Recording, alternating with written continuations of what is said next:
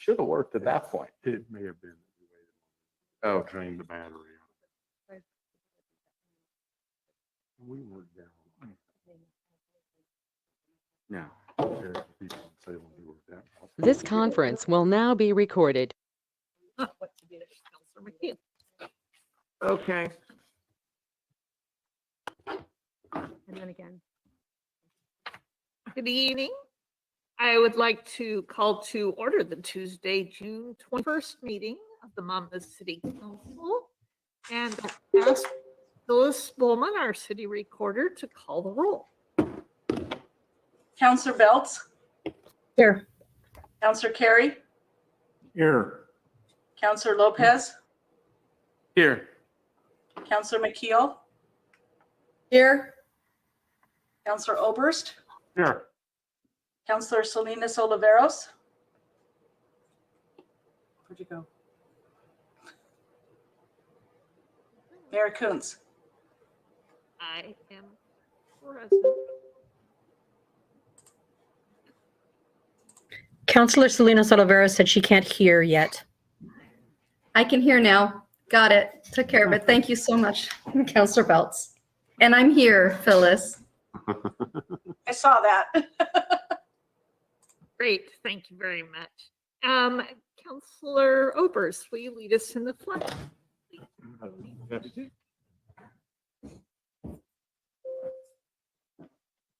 pledge allegiance to the Flag of the United States of America and to the republic for which it stands, one nation, under God, indivisible, with liberty and justice for all.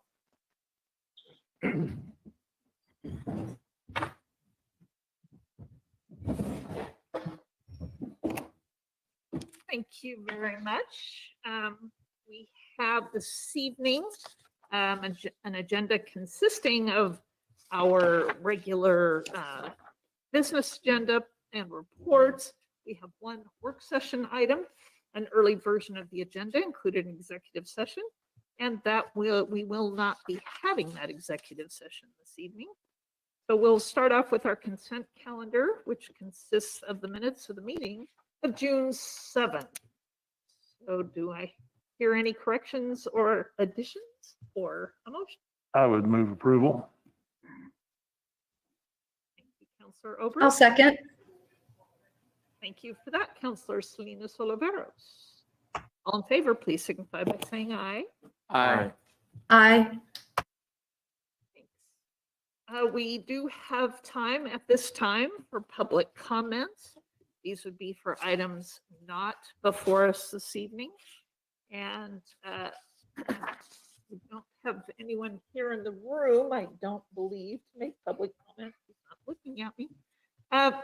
Phyllis, did we receive any comments submitted or anyone online indicate that they are interested in making public comment this evening? We have not received any comments, Mayor Coons, and no one online has indicated they want to make comments. All right, thank you very much. Our first business agenda item is to meet with our Monmouth Library Advisory Board, and we do have, I see Judge Horner here this evening. I see Carol Harding with us, and our Library Director, Chris Oberst, will introduce anybody else online with that board and give us an update about the library. Okay, I think I've been delegated to do that. Can you hear me okay? Well, Carol, if Judge Horner is here with us. Yes, I'm just going to introduce you. Oh, you're going to be We're- introduced. I didn't see her over there. They moving you around, but she's in the second row at the left. And she's the vice chair, and she kindly volunteered to make the presentation to you folks this evening. Now you can go, Carol. Thank you, Carol. Okay. Okay, well, we have been meeting virtually, like you guys are doing hybrid, but we haven't been hybridized yet. And so a lot of our discussions on policy changes and so forth have been happening not in person, but over Zoom. And we've had some really good discussions, and we've got 4 policies that we have either created or updated. One is we have now Launchpad tablet, which are tablets that have been loaded with software for children that have different themes on them, and so because they're not cheap, we created a borrowing agreement for specifically for those. We also changed the volunteer policy a little bit. We did institute background checks for our volunteers. We updated the circulation policy and the collection development policy, which included a revision of considering and reconsidering library materials in case anybody objects to something or wants to request something in particular. And so that hadn't been updated since the 1980s. And so I think, a number of these policies have just kind of been sitting in the policy handbook. And we're going through them slowly one by one. Some things that the staff has done, they updated the volunteer handbook and provided a group training for all volunteers when they reopened for volunteering.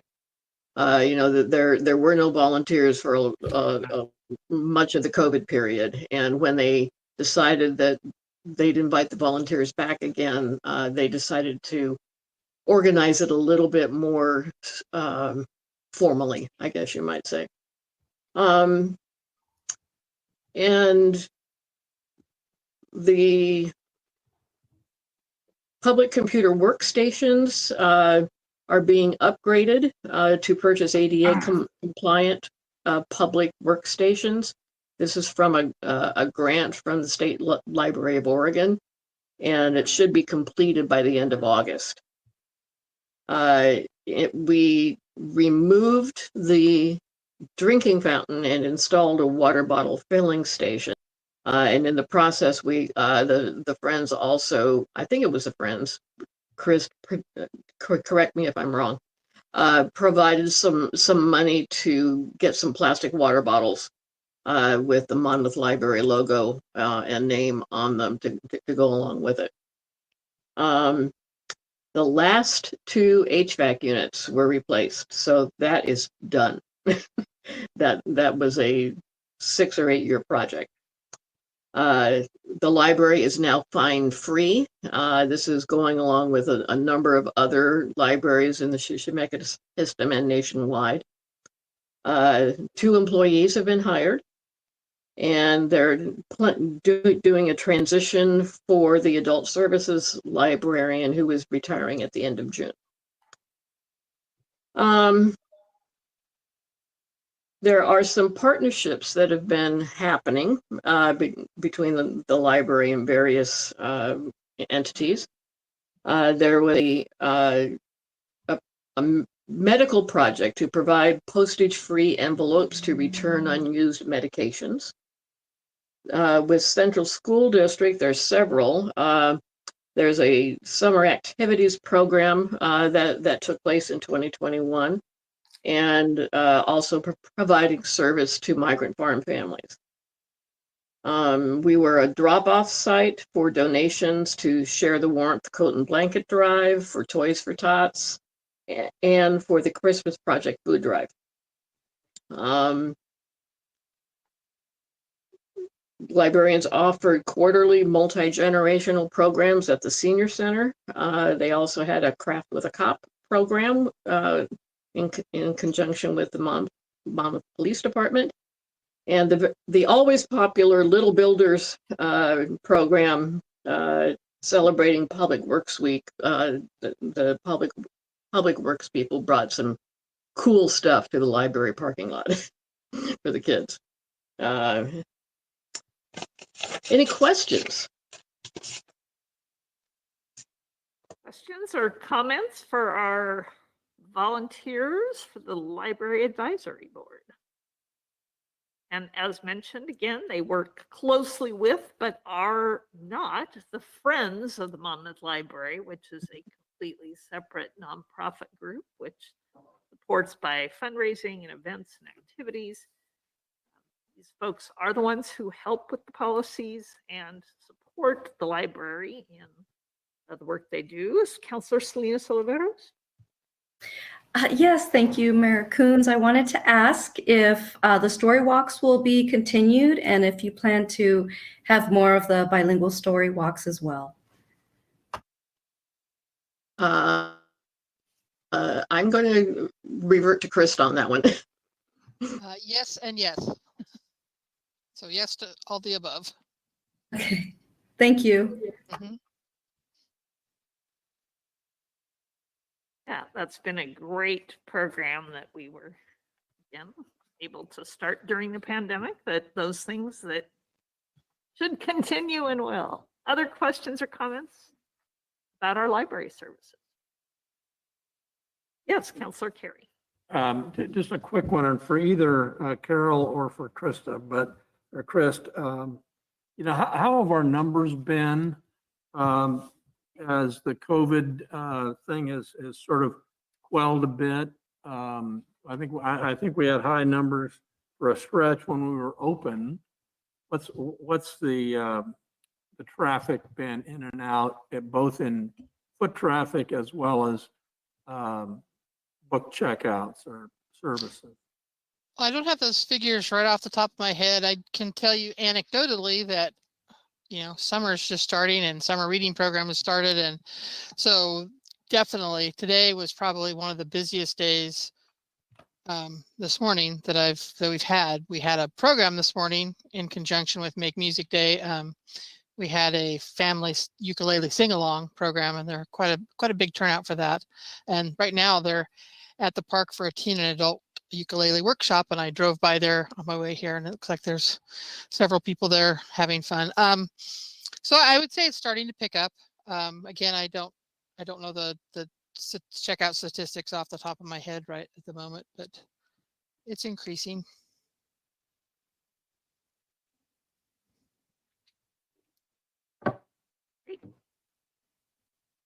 Other questions? Well, thank you so much for joining. Oh, Councilor Lopez. I was a little shy with raising my hand. My apologies, Madam Mayor, and thank you, Judge. You're welcome. I really just wanted to take an opportunity to commend the library board and the library for all the work that you've done.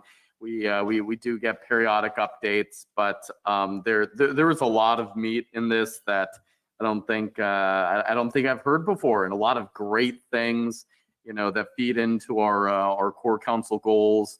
And all the bridges that are being built with other organizations, that really, thankless work that's involved with updating the volunteer handbook and, the structuring of the programs.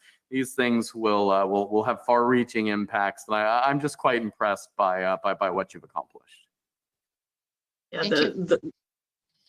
and I want to particularly commend the library staff for working really hard in rather difficult circumstances sometimes. Be true.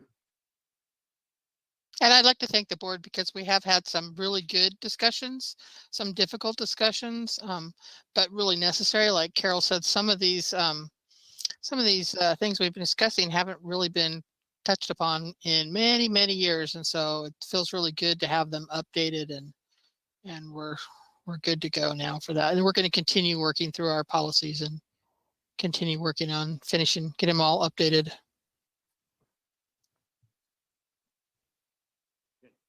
All right. Thank you very much. Thanks all for joining us. We appreciate your work as always, and looking forward to future reports and future activities. Thanks, Bree. At this time, we have on our agenda a public hearing regarding a supplemental budget for the current fiscal year. We thought we were done with all the budget stuff, and that got us through last year, but as things are ever changing, I'm going to open our public hearing, get our staff report, and then we'll have an opportunity for specific comments regarding the supplemental budget. So at this time, I would like to open public hearing on the matter of fiscal year 2022 supplemental budget and transfers. And Janet Chenard is joining us. Thank you, Madam Mayor and honorable council members. Yes, I had hoped we were done with the last action for fiscal 21-22, other than doing the quarterly report and the audit. However, some things came up in the final month that do require action by you and must happen before June 30th. It's kind of a two-part extravaganza, shall we call it. You'll notice I did some colors on the matrix on the staff report, and essentially your gas revolving fund, I used all the contingencies. I moved all of the additional revenue sources that I thought we were going to need, and gas prices keep going up. And as much as we try to conserve, we still have a lot of use, particularly at this time of year as we're working on a lot of projects and a lot of parks work. I am not 100% sure we will need to use these additional appropriations, but my projection showed that we might exceed by $1,000 or $2,000 what we had appropriated, and so I wanted to be on the safe side. So I'm asking for $20,000 more, and again, this will have no impact to the gas fund and its bottom line because we will get revenues, including a margin, to cover those expenses. It does have a financial impact, however, of course, on your funds, particularly your utility funds, as far as their budget goes, because we did not foresee that gas prices would go up this astronomically. However, they have savings that they have found elsewhere, whether it be due to supply chain issues and not being able to acquire things, or simply different things that they've been able to do to try and be fiscally prudent, as they always are. So all of that to say, the gas fund, I'd like to increase to $138,000, the total appropriations, with an extra $20,000 to be offset by revenues. The economic development fund is a slightly different animal. That is a situation where we got actually two grants, one being ARPA as a matching source, but the $15,000 that was unanticipated from the National League of Cities. Thank you, Community Economic Development Director Suzanne Duffner, for obtaining the National League of Cities $15,000 grant fund to do some very interesting and important work for entrepreneurial ecosystem mapping. And she can answer more questions about that if you have any. However, essentially that plus our match allows us to spend $20,000, which we can't do until we have these appropriations established, because again, we wouldn't be over the full 20,000, but that is the amount of the grant. And so for simplicity's sake, that's what we are asking for that fund. Those are both considered supplemental budgets because they exceed the 10% appropriation. So those were noticed in the Polk Itemizer Observer with sufficient notice for the public hearing. The second set of supplementary budgets and transfers relates to a lovely new rule promulgated by your Government Accounting Standards Board, GASB. You may have heard me refer to GASB. And the Government Accounting Standards Board promulgated a Rule 87 actually several years ago. It was supposed to have gone into effect 2 years ago. They delayed it because of COVID, and then they delayed it again. Sadly, they're not delaying it anymore, and your finance director was half hoping they might.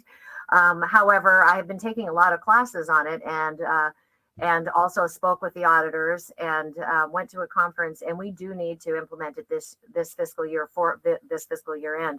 As such, we have to, one of the treatments of it, in addition to having an impact on your balance sheet, is that we have to treat lease-like payments. So they're not even necessarily called leases.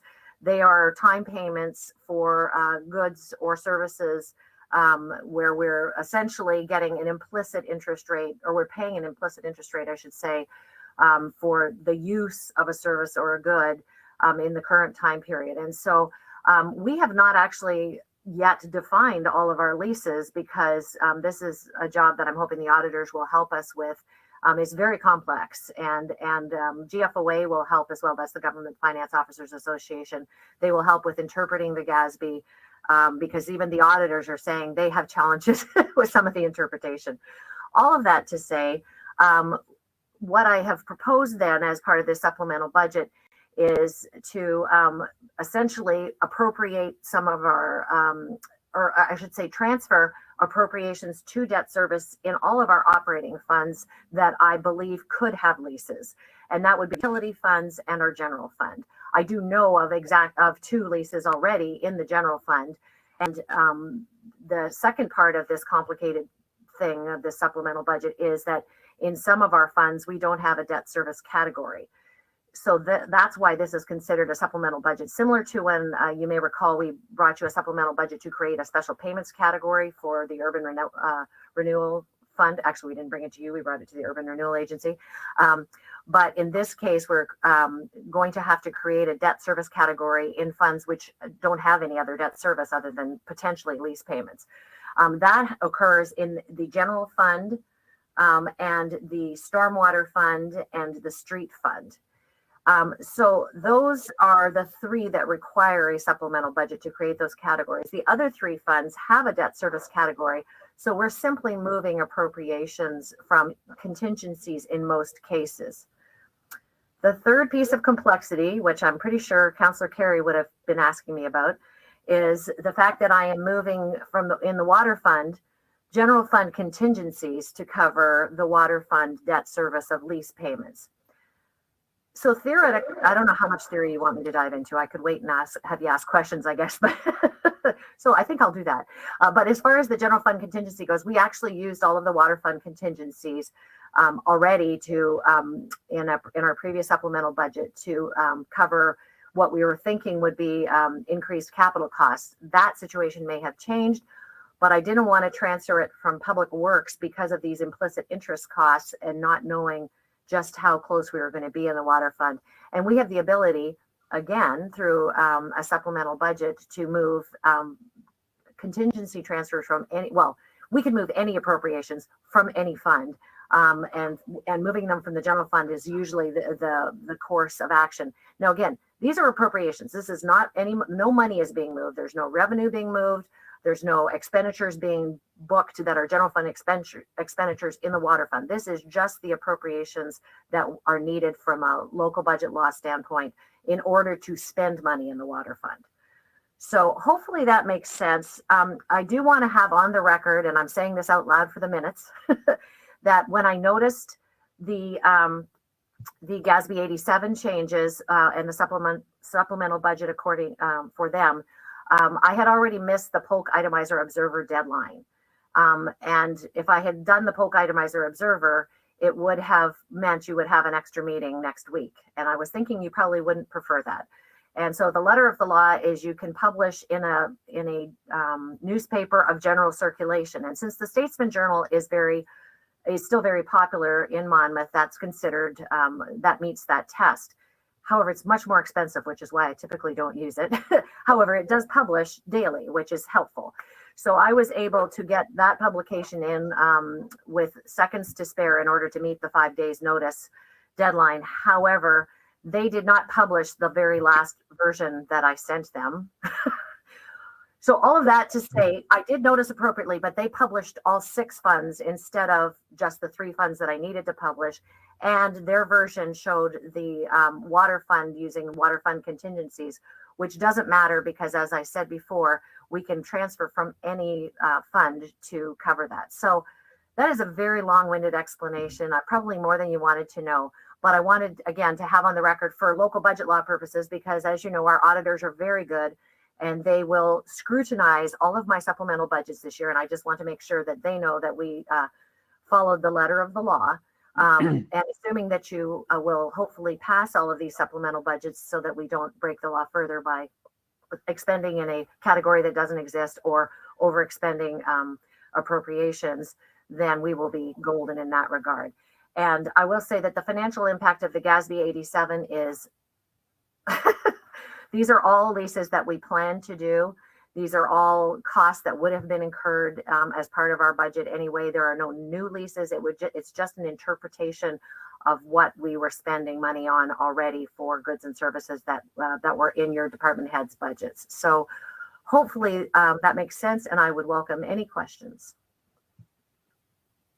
All right. Any questions of staff before we open for public comment? Yes, Councilor Carey and Councilor Lopez. Thanks for highlighting the transfer out of general fund to enterprise fund. Is there a mechanism by which, once we get to a new fiscal year, that money can be moved back? I didn't hear you say that. You might have. No, it's not, again, it's not money. All it is appropriations. So there's no impact to the general fund whatsoever. Those are contingency appropriations that would not have been used and were not planning to be used. And so it is just a mechanism to say that you guys approve, the council approves spending money in the water fund that was going to be spent anyway. And it's just a mechanism to put appropriations. I know probably Councilor Oberst will come up with a good way to put this in better layman's language, but appropriations are not money. Appropriations are not they're not resources. They're not expenditures. It is, and so there is nothing to replace, I guess, is the bottom line, because the fund balance of the general fund is not impacted by this. Does that make sense? Yep, it does now, after, with the threat of Oberst explaining it. It became crystal clear. Yeah, we've already appropriated for next year. Yeah. We may have to do some transfers next year because of this rule, because we didn't appropriate them. But it's just us saying, oh, you can spend the money, even though we've already said, here's the big amount you can spend. It's in this bucket. Okay. And actually, that's a really great point, Madam Mayor, because I will have to come back in the new fiscal year and do another supplemental budget for debt service in the 3 funds that we still don't have debt service in because of this ruling. So I will be doing that hopefully in July or August. There's not a real burning need to do it right away because we won't necessarily be spending on our leases right away. But that is how we will handle it in the next fiscal year. Councilor Lopez? Thank you, Madam Mayor. And, please, two items. Please correct me if I'm wrong. My understanding of GASB and all this is, murky at best, but the intent being, my understanding of the intent is that it provides theoretically better transparency through the budgeting process. Theoretically. And that we're not actually changing anything. We're just creating transparency through the MRC. What it allows, and what I would say to that, Councilor Lopez, is the way GASB is perceiving it is a nice touch, because with debt service we do reflect a long-term liability, and so part of the challenge where I didn't recognize that we needed to do this sooner was I was very focused on the balance sheet impacts of GASB 87. We're going to have now a long-term liability that we've not reflected on the financial statements before, but it is a real liability.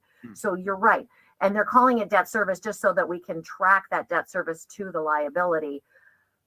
It does make it in some respects a little more fuzzy for those of us managing it, because it's not really debt service. There is no interest payment per se, but there's an implicit interest rate if we pay over time. So that's kind of the thinking behind it. So you're right.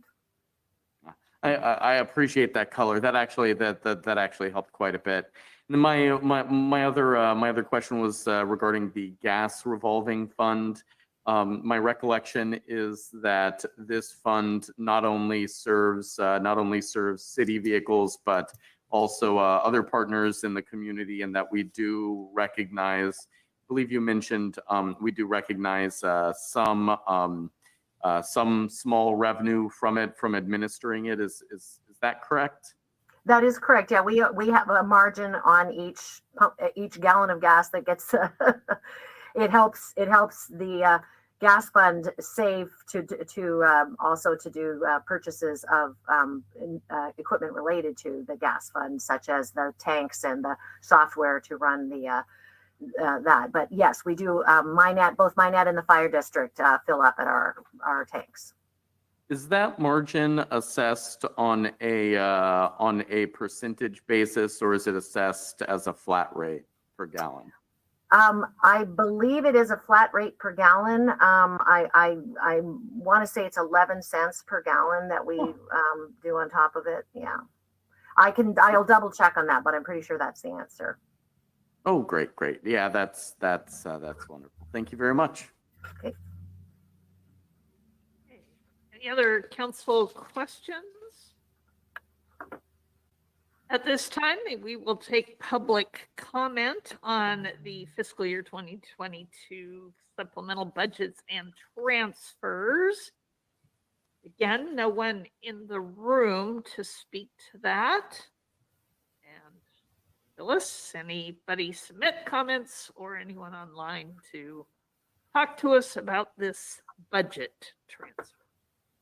Mayor Coons, there were no comments submitted and no one online has indicated that they wish to speak.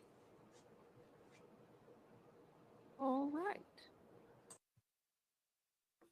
Hearing no comment, I will close the public hearing and entertain a motion regarding this action. I would move adoption of resolution 1948, a resolution approving transfers and supplemental budgets for the fiscal year 21-22 and directing the finance director to make appropriate entries. Second. Thank you, Councilor Oberst and Councilor Lopez for the motion and second. Any other questions or comments? I will turn it over to Phyllis for the roll call. Councilor Oberst. Yes. Councilor Belts. Yes. Councilor Lopez. Aye. Councilor Carey. Aye. Councilor Salinas Oliveros. Aye. Councilor McKeel. Yes. Motion passes 6-0. Great, thank you. And hopefully that'll get us through the next 9 days. I am feeling the pressure myself. I'll be bringing these to the Central School District Board meeting next Monday night, the 27th. We have the price of gas, but we also have the price of food in our child nutrition services. So I'll be doing the same thing. At this point, our agenda item is to consider board and commission renewals. And I would like to point out, we did make a slight change in the process. In the past, folks had been asked to indicate if they'd like to continue or not. We actually had them complete applications. However, those applications were not forwarded to everyone to review. And that's something we had kind of talked about. Phyllis Bowman and I haven't had an opportunity to really fine tune this process. So we understand that you might be asked to, especially to do reappointments for folks that you've not had a chance to review those applications. And we can certainly make that happen prior to these reappointments, if you'd like to wait. Also, the Budget Committee and Planning Commission, we had singled out for interviews prior to appointment or reappointment. And those also we have not had a chance to conduct those. So although I believe we had 2 openings on the Budget Committee and we only had 2 submissions by the deadline, and same thing with the Planning Commission, we had 2 folks submit to reapply for the Planning Commission, and 2 folks who have applied for new appointments to the Planning Commission. So With all that to say, that going through this process, if we can certainly determine whether or not we want to take these entire slate of candidates, or if you would like to pull out some of these for further consideration by the full council or a subcommittee of the council prior to making those appointments. What is the pleasure of the group? Madam Mayor, you mentioned the deadline for applications. What was that? Phyllis, yeah, And I guess, a couple weeks ago. believe it I was can't the 10th. remember exactly. I believe it was June 10th. Yeah, June 10th. I think. Yes, yeah, okay. correct. So there's a bit of somewhat of an urgency on planning. Yeah. I don't know that there is in budget. I think it would be wise for us to fill the, and the only reason that I have any hesitance, we've got two openings, we've got two candidates. Well, there's, if we've got one that's not acceptable, then now we've got this uncomfortable situation where it's, well, we don't want you, but we still got an opening. I might be inclined to wonder if we could, sort of re-advertise, continue with the budget piece, since that's not going to come up for a while. Planning, on the other hand, probably need to get going on that. I don't know if there's, I'm not going to die on that one, but if there's any other thought on that. And Phyllis, go ahead. So we don't have any new people for the budget committee. We have two people asking for reappointment. So there's nobody asking to be appointed for the first time I've for the talked budget committee. Haven't yet, so. Okay. Okay, thank you, Phyllis. Councilor Oberst, and then Councilor. And I would, John, agree with you that with two terms ending and two terms empty, two seats empty at planning on a 9-member board, that would give them a quorum if everybody showed up, but that's, not an ideal situation. I think it's unfortunate that we haven't had a chance to review these 4 applicants before reappointing, but it is what it is. So, I would be inclined to concur that we need to go ahead and get those taken care of.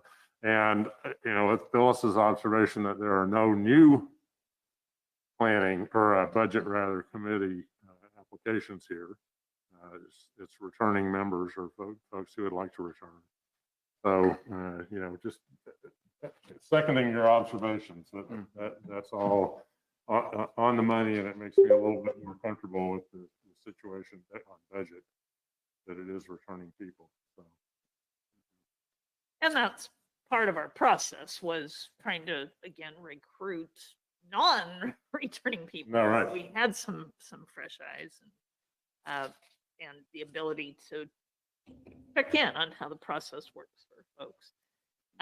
And part of that was, obviously to meet our goals of diversity and new voices, but also, for example, on budget committee, we had a huge turnover on that committee a couple of years ago. We had a lot of people resign, and this opportunity to kind of even visit with returning members was seen as a good strategy for us to improve our volunteer relations. And how many empty seats at budget? Pardon? How many empty seats on the budget committee right now? Do we have any?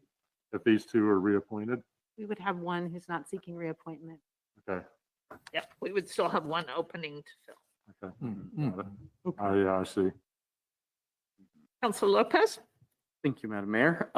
In the past, we have handled budget committee a little differently than the other boards and commissions. And I hear what my fellow councilors are saying, and I think I'm in agreement with it. I would suggest that building on what Councilor Carey mentioned about planning commission and needing a quorum to be able to meet, I think that impacts a multitude of other commissions that are actively meeting. Arts and Culture did not have a quorum in their last meeting, and I know that the body of work is slightly different than at planning, but we're moving forward in the year, and many of these, despite meeting monthly, the months are short. So I would suggest that we have an outline for process moving forward, but we also have an impetus to keep the trains on the tracks. And so with budget, it seems like we have a little bit of time. With the others, I'd like to empower those commissions and boards to be able to continue in their good work. Perhaps further discussion after a motion, which could include pulling some of these out. In fact, maybe two motions. One, first of all, for the returning commissioners, and the second for new applications if they need to be discussed differently or separately. Since we haven't discussed those, although you've received all of the new applications over the last few weeks. Some of them we received earlier because we didn't appoint them earlier because they would have had to be reappointed at this point. So, Councilor Lopez, I'll entertain something for discussion. Thank you, Madam Mayor. To frame the conversation, I would move that we reappoint all applicants for existing commissions with the exception of the Budget Committee. Existing boards and commissions with the exception of the Budget Committee. Okay, so reappointments Reappointments only. with the exception of the two candidates for Budget Committee. Is there a second for that motion? Councilor Oberst, second. Any discussion on that? All right. I would just observe that we started a process of reviewing budget committee applications, and I think it's important that that not be a one-off and that we continue the process of reviewing budget committee applications if we're going to do that. Okay. And make it be all of them. Okay. Councilor Lopez. I'd like to concur with that observation, and I'd also like to observe that this motion makes no mention either way of new appointments. That this motion sees new appointments as a separate matter. Yes.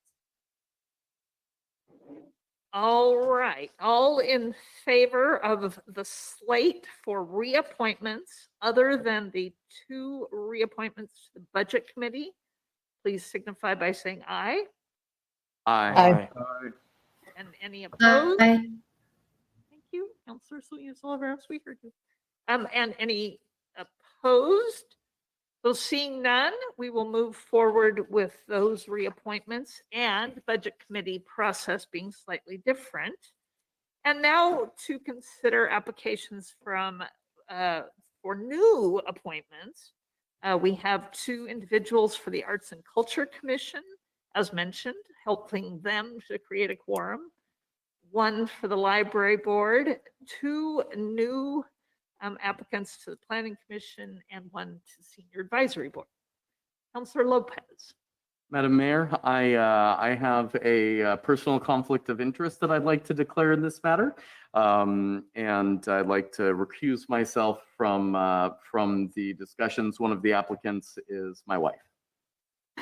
That's an interesting question. I'm going to look at our stand-in city attorney this evening. Teresa, one of our counselors just voted to approve a slate that contained his wife. That's right. I didn't even And think now one of my counselors think about that either. recusing himself rather than appointing his wife to a commission. Do you want to talk about the appointment to boards and commissions and what conflicts of interest that might pose?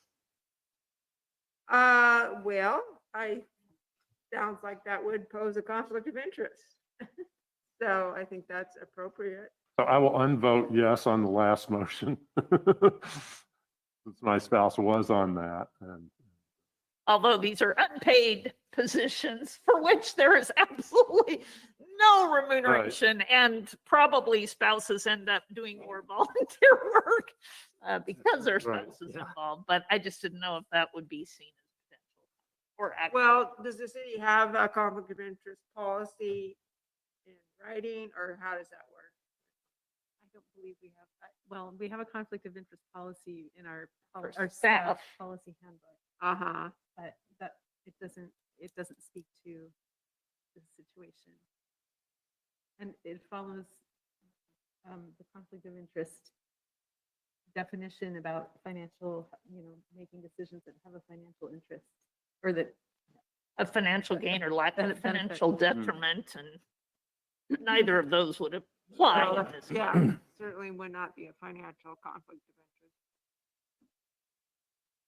But it seems that no one is being bumped out. It's not like we're oversubscribed in arts and culture. And if somebody were bumped out because of a spouse of a council member, they would have some grievance. That notwithstanding, I'm trying to figure out where our problem, I mean, I think it's a good question to ask. Yes, I'm right. glad you did. Yeah. I just don't see it. I will accept your abstention from this, although I'm not certain it's required under the circumstances. Out of an abundance of caution, since this is a new appointment as opposed to just maintaining something that's existing, I will abstain from this conversation and vote. Thank you, Counselor Lopez, but we won't make you leave the room. Thank you. All right. So Counselor Opers, I would move to appoint the 6 applicants for new positions on boards and commissions. Sue Kunda, Sarah Lopez, Deborah Dar, William Horner, Holly Tangeman Patton, and Elizabeth Sledge to the respective boards to which they have applied. I second. thank you, Counselor Oberst for the motion and Counselor Belts for the second. Any further discussion? Counselor Carey? I'm going to be a yes on this, but I do think that, we'd worked pretty towards getting the planning commission evaluation of applicants on the same level as budget. And we just simply haven't gotten to it. I just don't want us to forget that. I'm yes here. I just think we need to, because that is an impactful one, as is budget. And greater scrutiny is necessary.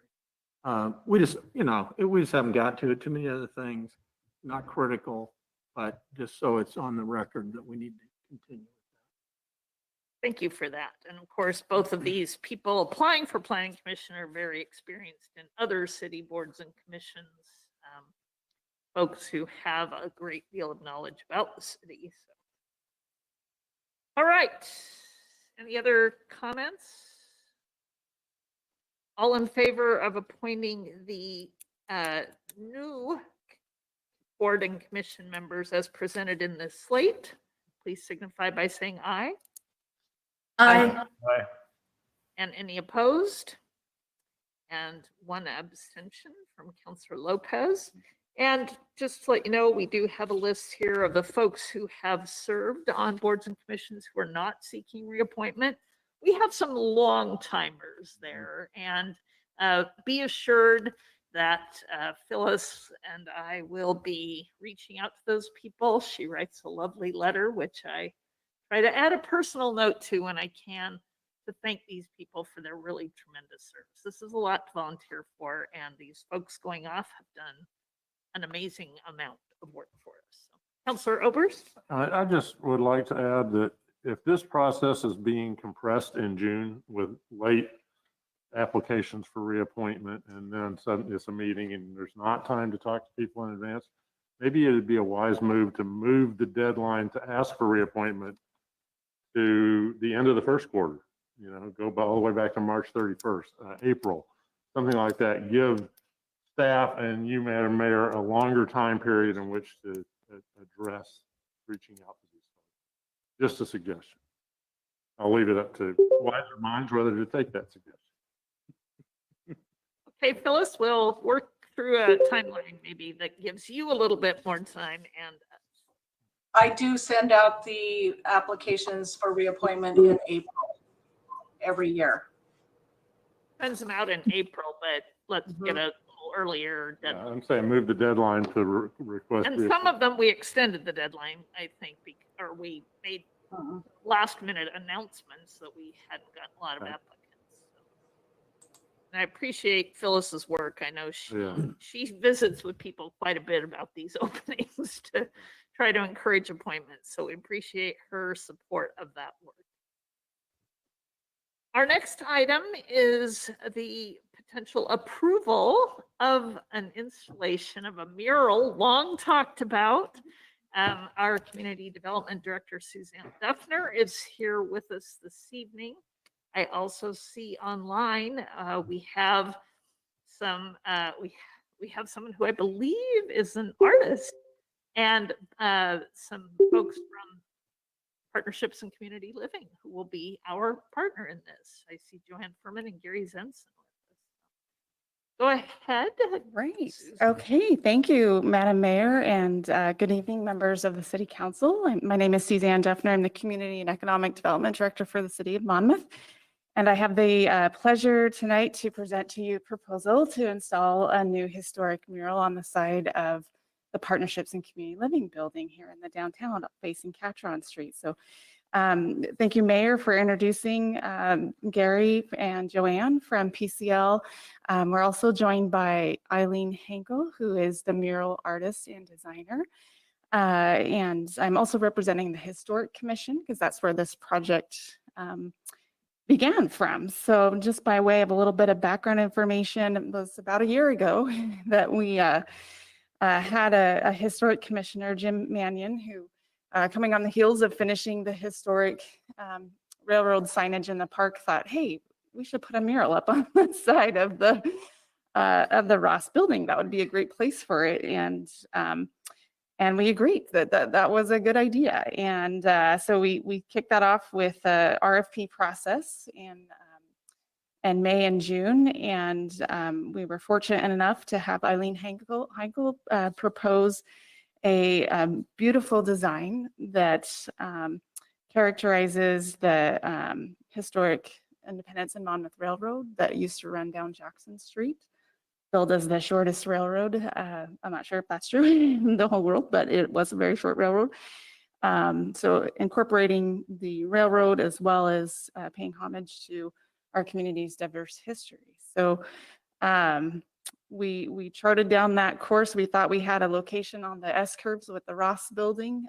Unfortunately, best laid plans that didn't come to fruition. The property owner did not want the mural installed on their building. And so fortunately, Councilor Salinas Oliveros made some great connections and research on other buildings that we could install it. And the Partnerships and Community Living heard about the project as they described it and the ideas that the mural entails, and they were very supportive of it and have signed an easement to be able to install it on their building. So after some ups and downs and the amount of time, we were hoping to install it last year, but if all goes well, we'll be able to install it this year, weather permitting, which so far it's looking good so far with the beginning of summer. So the mural design, which is pictured in your packets, does show several historic photographs of the railroad.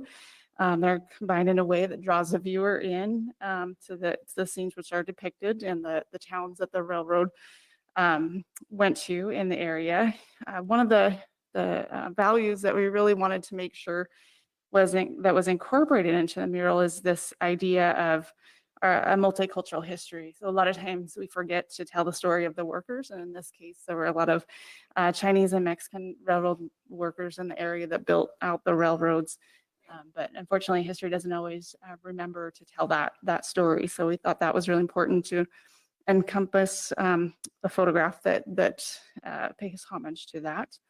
The mural scene also shows two members of the Kalapuya tribe. That's the Native American tribe that was native to this area, navigating a river. So again, picking up on the theme of transportation, just like the railroad was really important in the early 1900s. So before that, the rivers were very important for navigating and travel. One of the beautiful additions that PCL, as we worked with them on revising the design to fit the site of the PCL building, one of the things that PCL suggested was to include a written description, a little bit of a narrative that helps tell that story as well. And so you'll see in the revised design that was included that the upper left-hand corner of the mural does include some text to include a brief statement about that. The mural artist, Eileen Henkel, has a number of murals that she's installed throughout the area in Eugene, Albany, Corvallis, and Philomath. So she's quite a resume and experience of doing murals. So very fortunate to have her talent. She has outlined the budget and the plan, materials that would be used. There'd be high quality exterior paints, which are resistant to UV damage. And then the mural would also include a clear coat to provide protection against graffiti. As I mentioned, we're estimating approximately 7 weeks to install the mural. And the city sign code does require the council to sign off on the mural design. So hence the decision that's before you tonight. We've had some great support from both the Monmouth Independence Visitors Center, who has provided a letter of support. Also, I visited with the Monmouth Arts and Culture Committee last summer to present this design, and we also heard enthusiastic support from the Arts and Culture Committee as well. The total cost of the mural is just under $17,000. We have the Historic Commission applied for and received funding from the Polk County Cultural Coalition for a $3,500 grant to help reduce that cost and leverage the remaining funding coming from our urban renewal funding assistance. So you'll see some sample motion when you're ready for it in the packet. There's also some attachments, again, that show the mural design, the artist proposal, easement, letters of support, and the mural budget. With that, I'd be happy to answer any questions that you might have about it. Thank you. I would love to hear a little bit from Eileen. I was interested to read why you applied for this project and why this piqued your interest, and talking a little bit about your design, which I think is absolutely amazing. So if you don't mind sharing a little bit with us, Eileen. Hi, yeah, I'd be happy to. Thanks for having me, and thanks to everyone who's worked on this project so far. I know there's a lot of people involved, and I'm sure a lot of you have been helping out in a lot of ways. So just wanted to acknowledge that. And I am really excited about this mural because it really touches on how murals can relate to the identity of a place. They inherently do just by being place-based art, but then to have a mural that speaks directly to the history of the place and bring that history into the present and give it a physical presence. Whereas like before, you'd probably have to go to the historical archives or find them digitally to find this information. This will really bring this whole subject into a really prominent place, which I think is great. I really like the focus on the workers and the acknowledgement of the Kalapuya people. I think that's how history should be taught when possible. So I'm really in alignment with that. And I really tried to give this mural a storytelling feel. So it brings you in, it has different planes of focus. You got your front plane in the middle, in the back, and I love trains. I mean, I was drawn to it because I think trains are really cool. So I am very excited about the possibility of this happening this summer, and happy to answer any questions anyone might have about it. Any questions or comments for the artist? Looking forward to it. Yes, Councilor Carey. Very nice. Looking forward to this. I think it'll be a real nice addition. And perhaps the start of more things to come in this vein. a couple of comments. For sort of a linear thinker, as I was looking at Independence, Talmadge, Monmouth, and then sort of Dallas on a linear line, Dallas seems to be a little out of place. It ought to be about 10 miles to the north, it seems to me. Airlie's right on. Was that for artistic need, or, I mean, that's closer to Falls City than Dallas, it seems.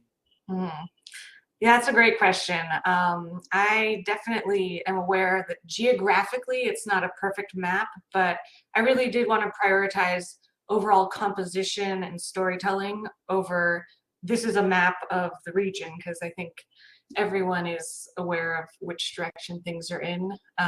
If you're looking at a standard kind of standardized map. So I do recognize that, but I really thought a lot about that while I was doing the design, and I placed it there for more compositional reasons to help guide the eye across the field of vision.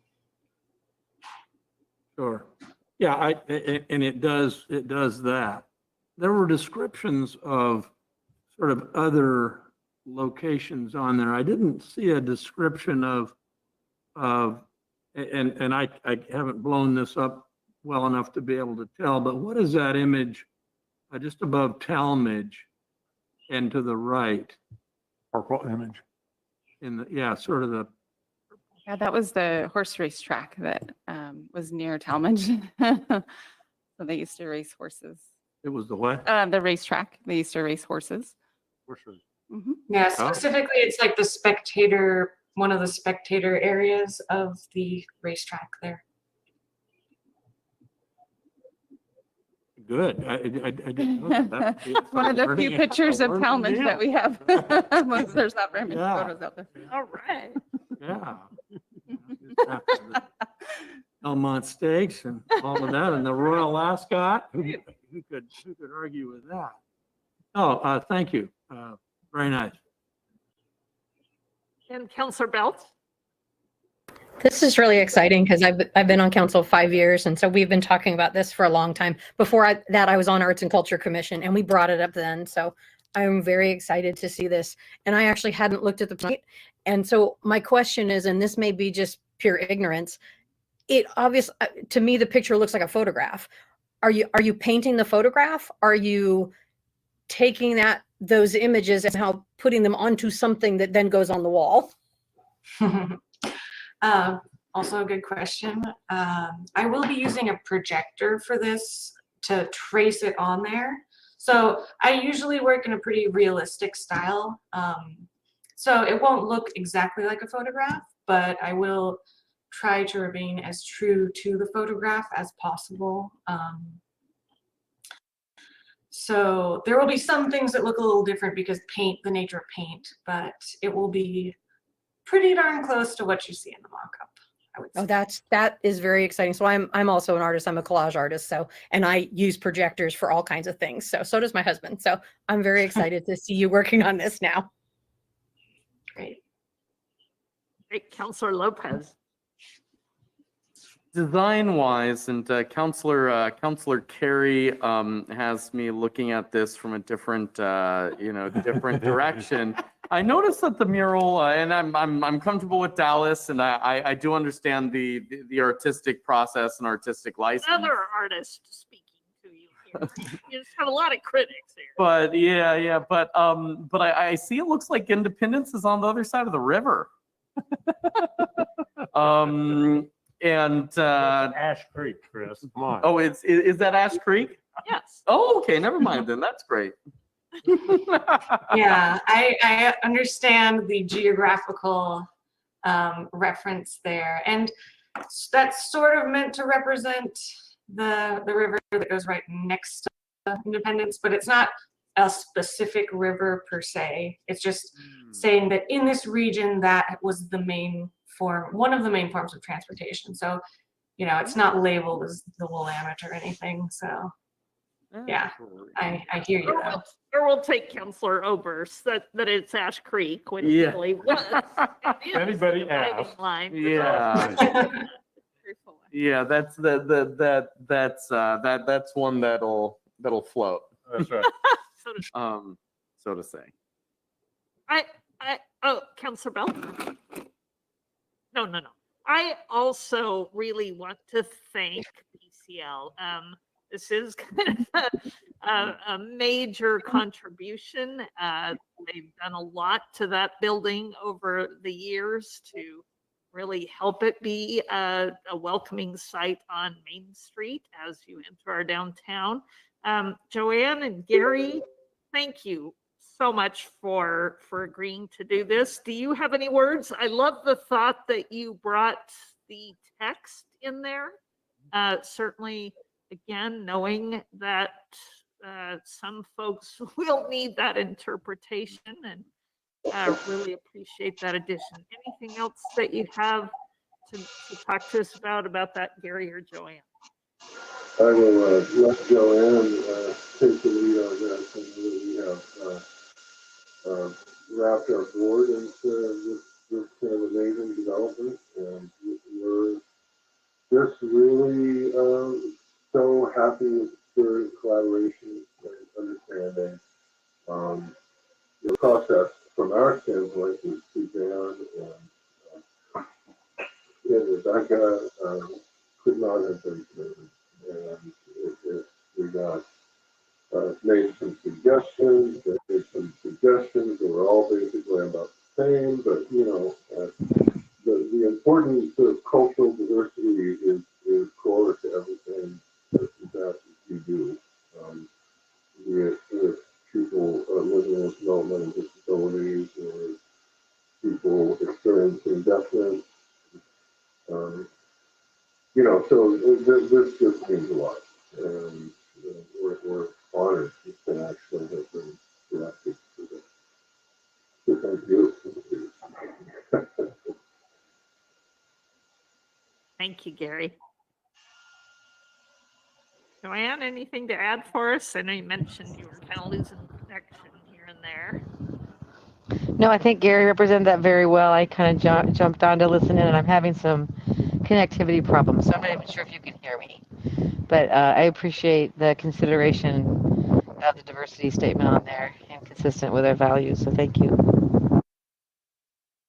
Great, thank you.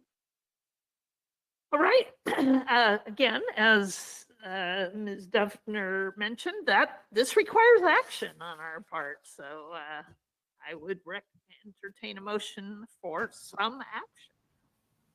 I'd like to make a motion that the council approve of the proposed historic mural on the PCL building located at 480 Main Street East. I'll second that. Thank you, Councilor Salinas Oliveros for the motion and Councilor Oberst for the second. And any discussion? Paint that mural. Paint that mural. Let's raise more money to paint that mural if we need to. Councilor Salinas Oliveros. I just want to thank Eileen and thank PCL very much for choosing our city to do this and for your gracious contributions. This is going to mean a lot to many people in our community, and it really does not just go with our values, but also goes with the Hispanic Success Institution that Western Oregon University is working towards. So I think it really represents and means so much to so many. So thank you.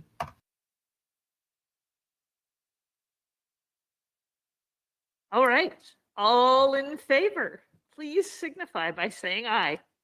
Aye. And any opposed?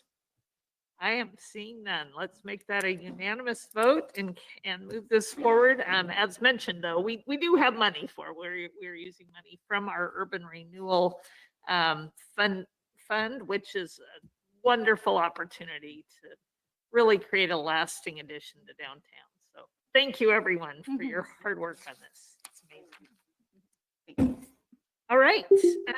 We have just a couple more of these pesky financial things to take care of on an annual basis. So I'm going to turn it back over to Janet Chenard to talk to us about fiscal policy and our risk management report. Thank you very much again. And it's a hard act to follow when we can talk about beautiful murals and beautifying the city and then moving over to fiscal policy.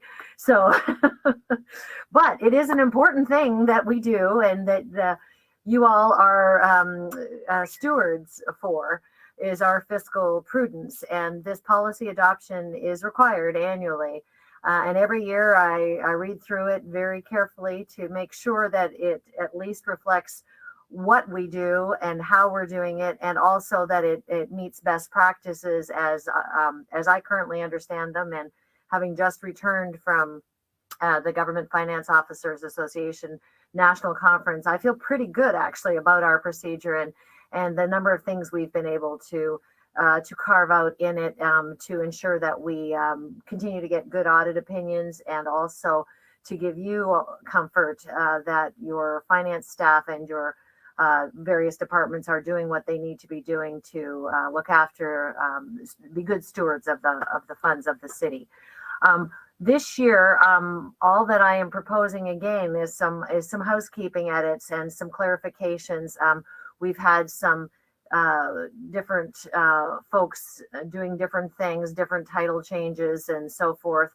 And in particular, there's some updates. Chief Talon was former Chief Talon was one of the signers, and now we need to reflect that Public Works Director Russ Cooper is our third signer. So that was a fairly substantive change. Otherwise, we recently had a classification and compensation study done and renamed our financial operations manager position to the finance and business analyst, which is not what is reflected currently. So this is why I'm bringing that up as a specific change. What is reflected in here was the title that I came up with, which was finance management analyst, but recommended to us by under our new contract with HR Answers, which is a wonderful asset that your city manager just signed a very small dollar contract that will be very helpful to us. And I hope I'm not blowing her her city manager's report, but I was able to avail myself of that and determine based on the job descriptions that we have for those two positions that the finance and business analyst is a much better fit for the responsibilities that they have. So all of that to say, I'm recommending what the edits and changes you see here, but there will be one more edit and change with your approval to change that finance management analyst title to finance and business analyst. Otherwise, I did, Councillor Carey reminded us again recently at our budget adoption meeting that that the setting of the reserve levels, I believe you characterized it as arbitrary, but hopefully it's not arbitrary, but it is something that is worthy of consideration, because you can look and find honestly agencies, and I did this talking with my compadres in Austin a few weeks ago. You can find agencies that have 8% general fund reserves, which is, to me, I would be uncomfortable with that low a margin. Does that provide more services to their constituents? Probably, because they're not sitting on as much cash. Should an emergency happen, should supply chain costs go through the roof, how are they balancing that by not having a better reserve? And then you will see some that have 50% reserves, which is sort of the opposite extreme. I feel very comfortable with our 15%. I did not do a new analysis.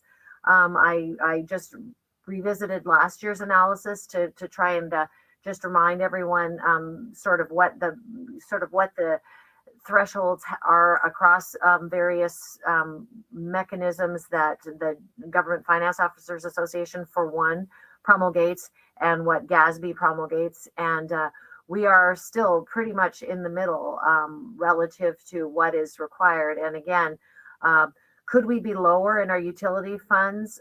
Possibly, but I think in this current market, I would not want to be lower than 25%. The general fund is a very large fund, so 15% contingency is actually a lot of dollars to have available. And it has helped, as you saw this year, with helping our water fund, just having those appropriations available to because if we don't use them, then they are available. So I think that's all I'll say on the reserves, but again, I would welcome questions about it. And then quickly, before we make a motion on the fiscal policy, want to briefly address the risk management report that's also attached. And that is part of the fiscal policy, is that annually I will bring the risk management report to you. I still have not updated the format. I kind of like the format, but I am open to suggestions there as well, because what I like about it is that it does sort of paint the picture of how well Monmouth is doing. And when I say Monmouth, I mean the staff of Monmouth, in trying to keep our property liabilities in check. We are not having accidents at a level that we hear from our insurance agent, CIS, that, premiums are going up, and it's because of experience from other entities. So, we are actually doing better in the pool than many of them. And I did check, as you saw, the graphs are from last year's membership report. I did confirm that our membership report won't be coming out till August. But I also did talk to our risk liability person at CIS, and he confirmed that, yes, we are still among the lowest. Like, we are lower than our peers as far as our claims experience, which, I feel, is it a little bit of luck? Sure. But I do think that the staff is very attentive to trying to, back up carefully and not into buildings. And we have had that happen, but not recently. So anyway, that I just wanted to point that out. And then as usual, I've provided a list of trainings. And again, it's not a comprehensive list. It's not all inclusive, I should say, but you'll see it runs the gamut from for all of the trainings that supervisors need to have a good workplace environment, as well as to keep the community safe for all of the utility work that is done, and building inspections and so forth. So again, I would welcome any ideas you have for different ways to present this information for the risk management report, and any questions you might have about the changes that I'm proposing for the risk or for the fiscal policy, or changes that you'd like me to do more work on. All right, she asked for it. What do you got? Like it. Works for me. Questions? Yes, Councillor Carey. Well, you know what I'm going to say, and Janet, your explanations are good and solid. I think the 15% reserve in the general fund, that is down low, at about as low as I would be comfortable with it, and we're not going to move that one, certainly. But that does provide essential services, and we use the money that we generate, or that comes to us primarily from tax increment and sort of other things. So that's a bit different than our enterprise funds. And my concern is, and has been, that we oftentimes utilize getting to our required fund balance as one of the justifications for rate increases, and which we don't in the general fund.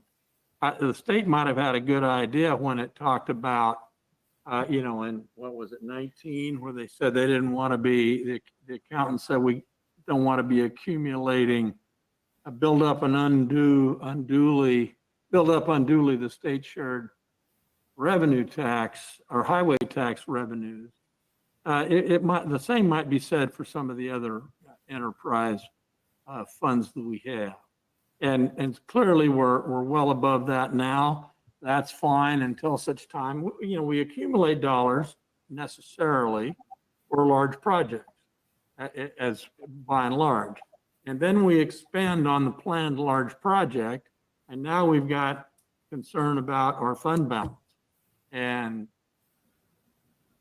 again, I'm not going to win this battle. I understand that, but I just think it needs to be, so I would suggest a slightly lower than the 25%. I'm not going to make a motion because that'll delay what we're going to do here, Madam Mayor.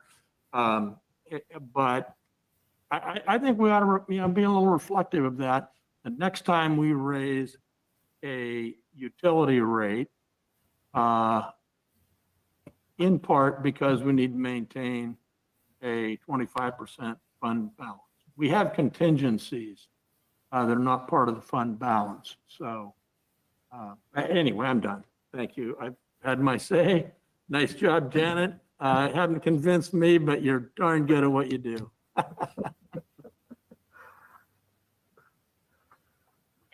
I think that is the hard part is saying what part of the fund balance is really truly for emergency operations.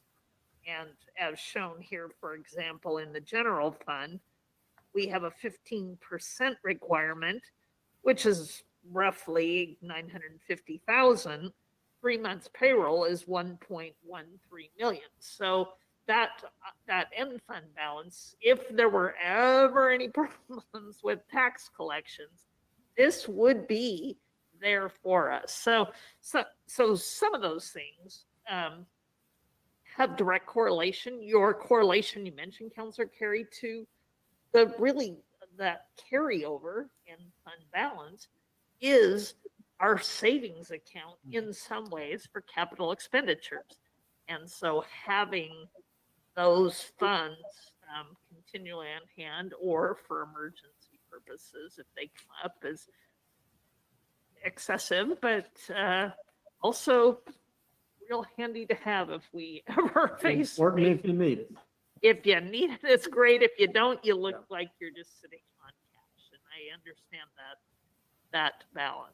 So, but good point. And I think the time to discuss it, as you say, is maybe not even when we go to do a rate increase or a budget, but sometime prior to that to really have some more analysis of this. If you'd like, we can potentially schedule that so that it's prior to the budget process.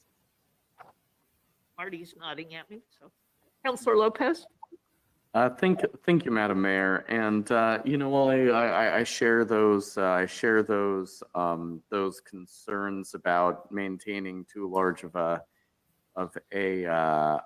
reserve, when I look at those 3 months payroll or those 60 days OpEx lines, it really it's illuminating. When you look at just the number or the percentage of reserve or the dollar amount of reserve on its own, it sure as heck feels pretty high sometimes. But then when we recognize the multitude of services that these different areas engage in, I mean, power and light, it blows my mind that 60 days OpEx is over $1 million.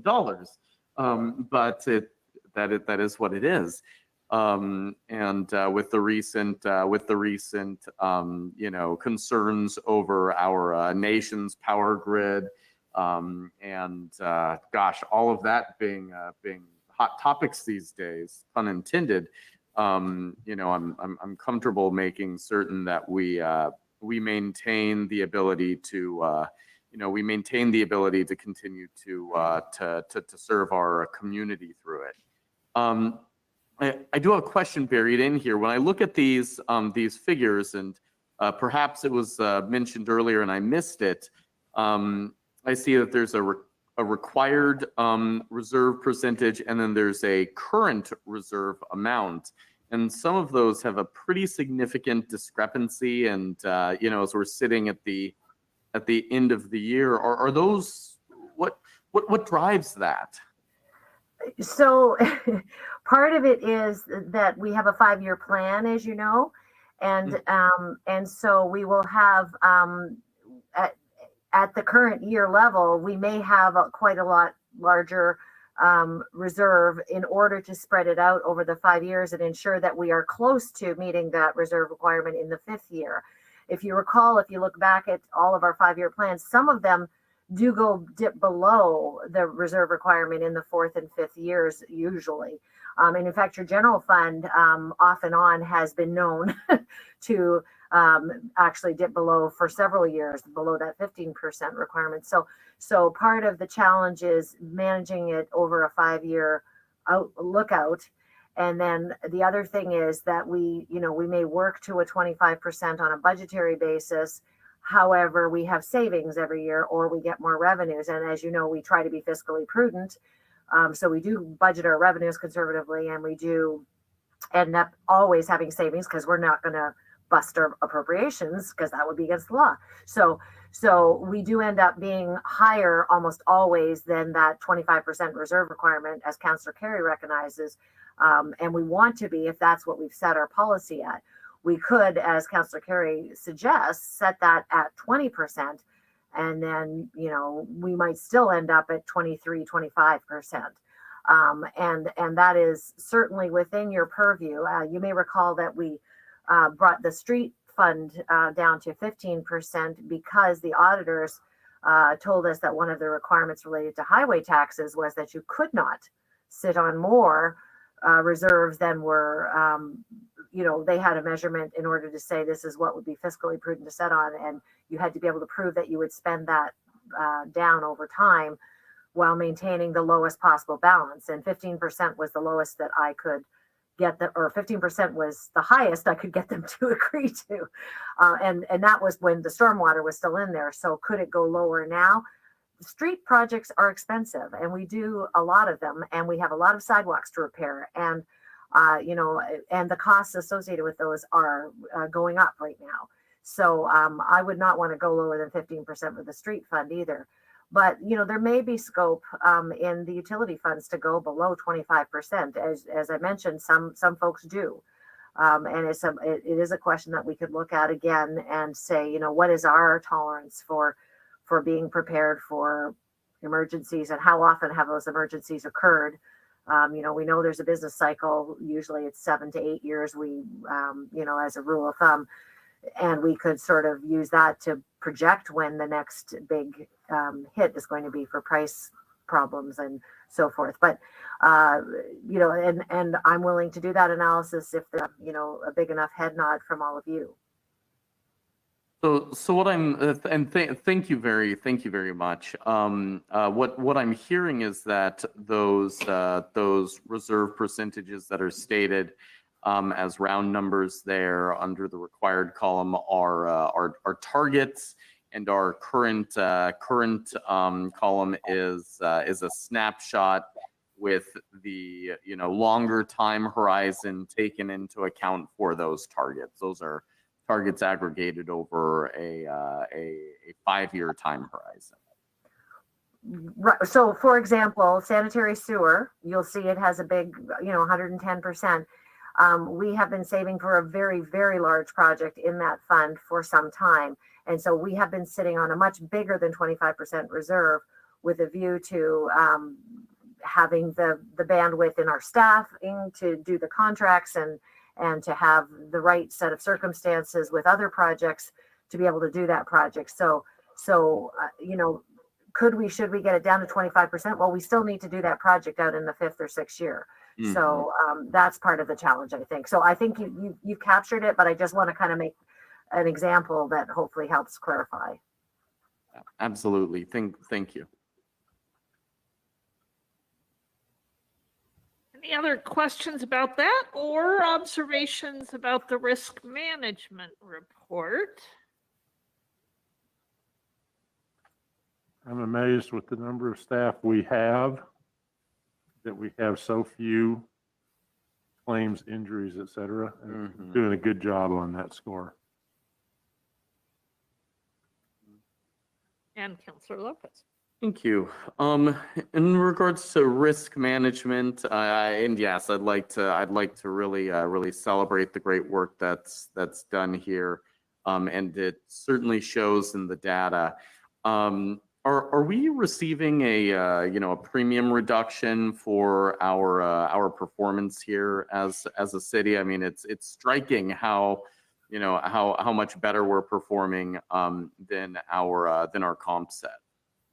Yes, in theory, there is an experience ratio built into our premiums. And so if we were to compare ourselves to a like-sized city, which would be an interesting performance indicator to see what their premiums are, in theory, we should be lower. And it's not something I've done, but I like that idea.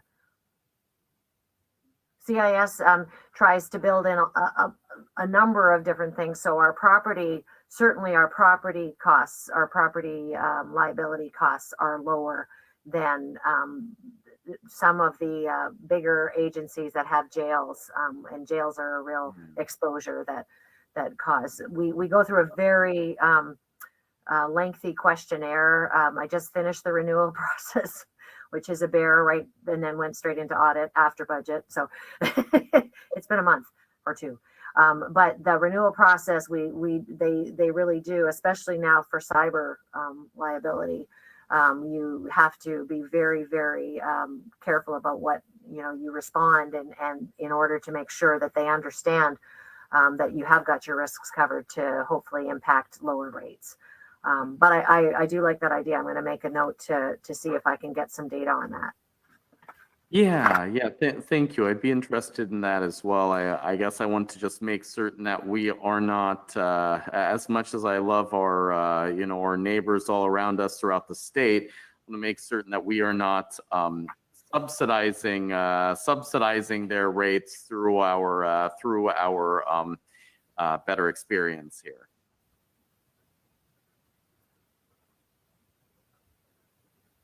Right. Seeing no other questions or comments about this, there is a motion and a following resolution.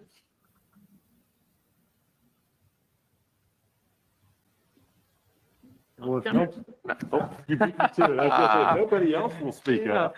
Madam Okay. Mayor, I move adoption of resolution 1950, readopting the city. Oh wait, no, I got ahead of myself. I'm sorry. 1949, and I've got to get all the way back up for the verbiage. Thank you, Councilor Robush. I move adoption of resolution 1949, amending the fiscal policies for the city of Monmouth. Councilor St. Oliveris, I saw your hand up. Would you like to? I'll second. Oh, thank you so much for that. All in favor? Resolution. Phyllis will call the roll. Counselor McKeel, Yes. Counselor Carey, No.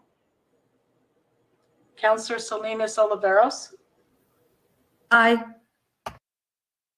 Counselor Oberst, Yes.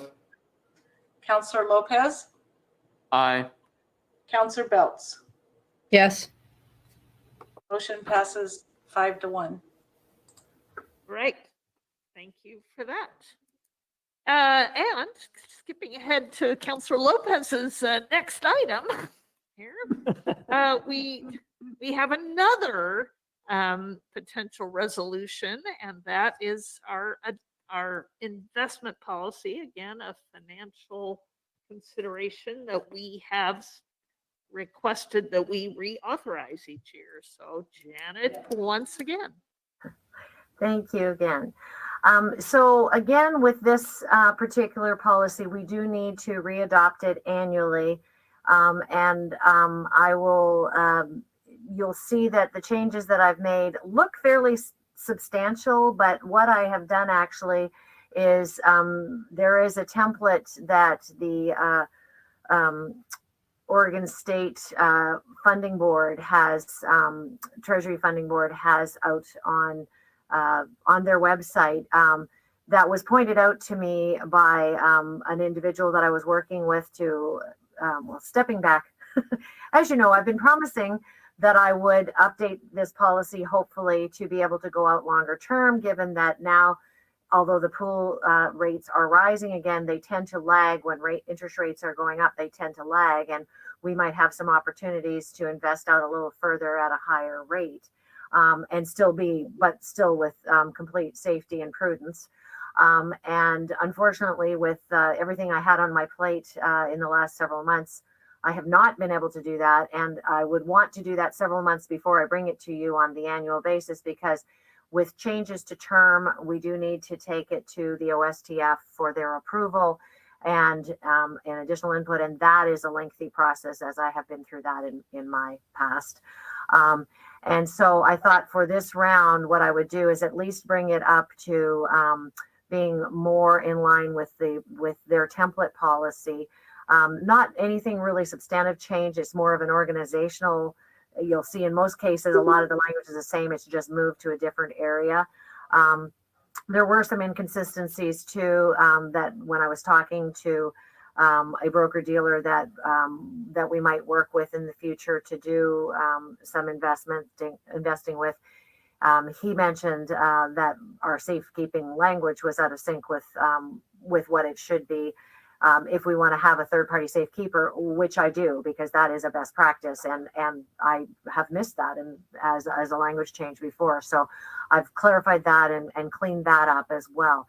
But otherwise, I don't think there's anything super substantive in the policy now that has changed. And my hope is over the next several months still to try and revamp it a little bit, get it into the OSTF for their approval, then bring it back to you again, hopefully before next year, but certainly in time for next year. If I can get it done sooner, I will, because then again, we may be able to take advantage of these, the direction of the interest rates. And so at this time, that's the only changes or comments I have, unless anyone has any specific questions about the changes I'm proposing. Great, thank you. Questions about this interim sort of revamp kind of change, but yet to come, to be more detailed and more professional, which is great. I am seeing no particular questions, so there is a motion. This is resolution number 1950. Carol's got her hand up. Carol McKeel. I was just going to say, I'm ready to follow up with you, Madam Mayor. I move adoption of resolution 1950, readopting the city's investment policy. Thank you. A second. I'll take Councillor Carey for the second, Councillor McKeel for the motion, and Phyllis for the roll call. Councillor Salinas Oliveros. Aye. Councillor Belts. Aye. Councillor McKeel. Yes. Councillor Lopez. Aye. Councillor Carey. Aye. Councillor Oberst. Yes. Motion passes 6-0. Thank you, and thank you for that work, Janet. We look forward to you continuing to do this. This is really feels like we're really getting some of this stuff pinned down, and I know it's Good at it. Good cleanup. very good at it. So thank you for that. All right, at this time, our last item of business before reports and our work session, and we also have a brief urban renewal meeting later on, so be looking forward to that. But at this time, we are back to consider the actual ordinance, which adopts our recently approved legislative amendment 2201. And Suzanne Duffner, Community and Economic Development Director, will remind us of what that was. Yeah, thank you, Madam Mayor. So yes, this is first reading of an ordinance to adopt legislative amendment 22-01. If you recall, the council held a public hearing on June 7th to consider making changes to the city's retail marijuana requirements in our municipal code. And at the end of that public hearing, the council did recommend approval of that. So to change our code, we have to adopt an ordinance as a process for formally adopting that. So staff has prepared ordinance 1405 for the council's consideration. This would be first reading, and then we would bring back the second reading in July. Specifically, the amendment would revise the proximity restrictions for marijuana retail facilities. So it would enact a new requirement that retail facilities be located no closer than 1,000 feet from one another. That also includes a buffer around public library, parks, playgrounds, recreation facilities, and public athletic fields. So there had to be a 250-foot buffer from those facilities. And then the council included the prohibition of new marijuana retail facilities from locating in the downtown district, which is the Main Street district and the commercial retail transition zone. So there's been the ordinance prepared with those changes attached in Exhibit A. I believe first reading is by title only, but I'm happy to answer any questions you might have about that. So if this looks like what we agreed to at the last meeting, Counselor Obers? Suzanne, I'm probably just missing it, but I'm not finding the prohibition on Main Street District. Yes. I see the prohibit, you've stricken In the where. stricken the references to marijuana facilities in the CRT. Yep, that's on page 82, and then the back, page 83. So sorry, it wasn't labeled very clearly, but 1890.030 is the Main Street District. I missed I missed the title at the top of the page. It's the title. Got it. Yeah, no, easy enough. I just flipped right past it. Yeah, no, thanks for checking that. 17, 18, 4. Any other catches there? All right, I will declare ordinance 1405 an ordinance adopting amendments to chapter 18 on the zoning and development ordinance relating to recreational marijuana facilities based on our legislative amendment 2201. First reading, we will have a second reading and adoption coming up. Thank you for that. I see our work session partner on the call, but I'm wondering if we need a few minute break here. I'm sorry, Mr. DeMoe, but I'm going to call for about a 3 to 5 minute recess if we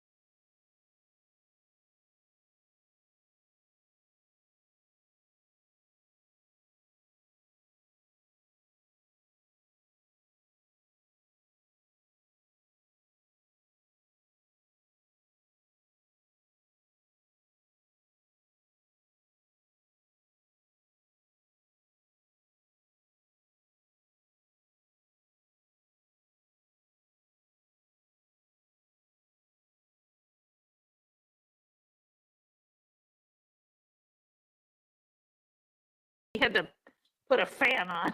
A little bit of hot air going on in this room. Only because of the weather.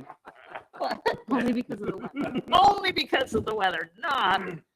Okay, we are reconvened, and I will keep my mayor's report brief. I want to thank those of you who are able to come over to Western Oregon University and meet our new president, Jesse Peters. He a great opportunity to get to know us, although I have no idea how he'll keep that all straight. And so he will be here in August, and he plans to come, I think, to visit us at council and let us know of their plans and how things are going. So thank you for that. Speaking of Western Oregon University, there is a town hall on the 28th. I believe it starts at 4 p.m. Senator Deb Patterson, currently representing us in Senate District 10, and our state representative Paul Evans will be at Western Oregon University that afternoon and evening. I will be joining them, basically just to take questions, have an opportunity to visit with people in the community about what's going on in the city as well as at the state level and what those two are looking forward to. So that will be a great opportunity to visit with them and sort of influence where we're going in the coming year. Have a lot to celebrate, but a lot of hard work ahead. Would you repeat the time and date of that? Yes, I think it's, I'm trying to get the exact time. I think my it's at apologies. 4 o'clock. It's on Tuesday, the 28th at Western. And I will, before we end, I will mention the room and all that stuff. I've got it somewhere. So. And I think I'm going to pass this on then to the rest of us for reports from our boards and commissions. Who's had an opportunity to meet with those volunteers? And Councillor Belts is getting her notes ready, and then Councillor Lopez after that. So Councillor Belts. Goodness, I raised my hand too fast. I should have let Councillor Lopez go. So I have two reports. One is from the library board meeting. And I know you just heard from the library board, so you know what they're doing overall. But just one more thing I wanted to remind you of is that they do have a summer reading program. It's already started, and it runs through August 19th. It's for everyone, all ages. And for the reading challenge this year, they are tracking how many minutes everybody reads. So they want to see how many minutes Monmouth can read this summer. Also, there are activity calendars available at the library, and all our programs are posted on our Facebook page, facebook.com/Monmouth Public Library, and on the library's website, which is off of the Monmouth website, the City of Monmouth website. The other thing I have to report on is I went to the Mid-Willamette Valley Council of Governments Board of Directors meeting today. And for those of you that don't remember, I represent the City Council because I used to work in Salem and the meetings were held in Salem, and it was easy for me to get there. They're doing most of them virtually. This was a hybrid meeting. For those of you that don't know, Renata Wakely, who has been with the COG for 17 years, is leaving. She has been poached by the City of Woodburn, which we were very unhappy to hear, although the City of Woodburn is very lucky to get her. And taking her place is McCrae, whose last name just went out of my head. McCrae, who has been doing the Safe Routes to School program there for the COG. She has taken Renata's position as the executive, as the economic development director. I'm just, McCrae Carmichael.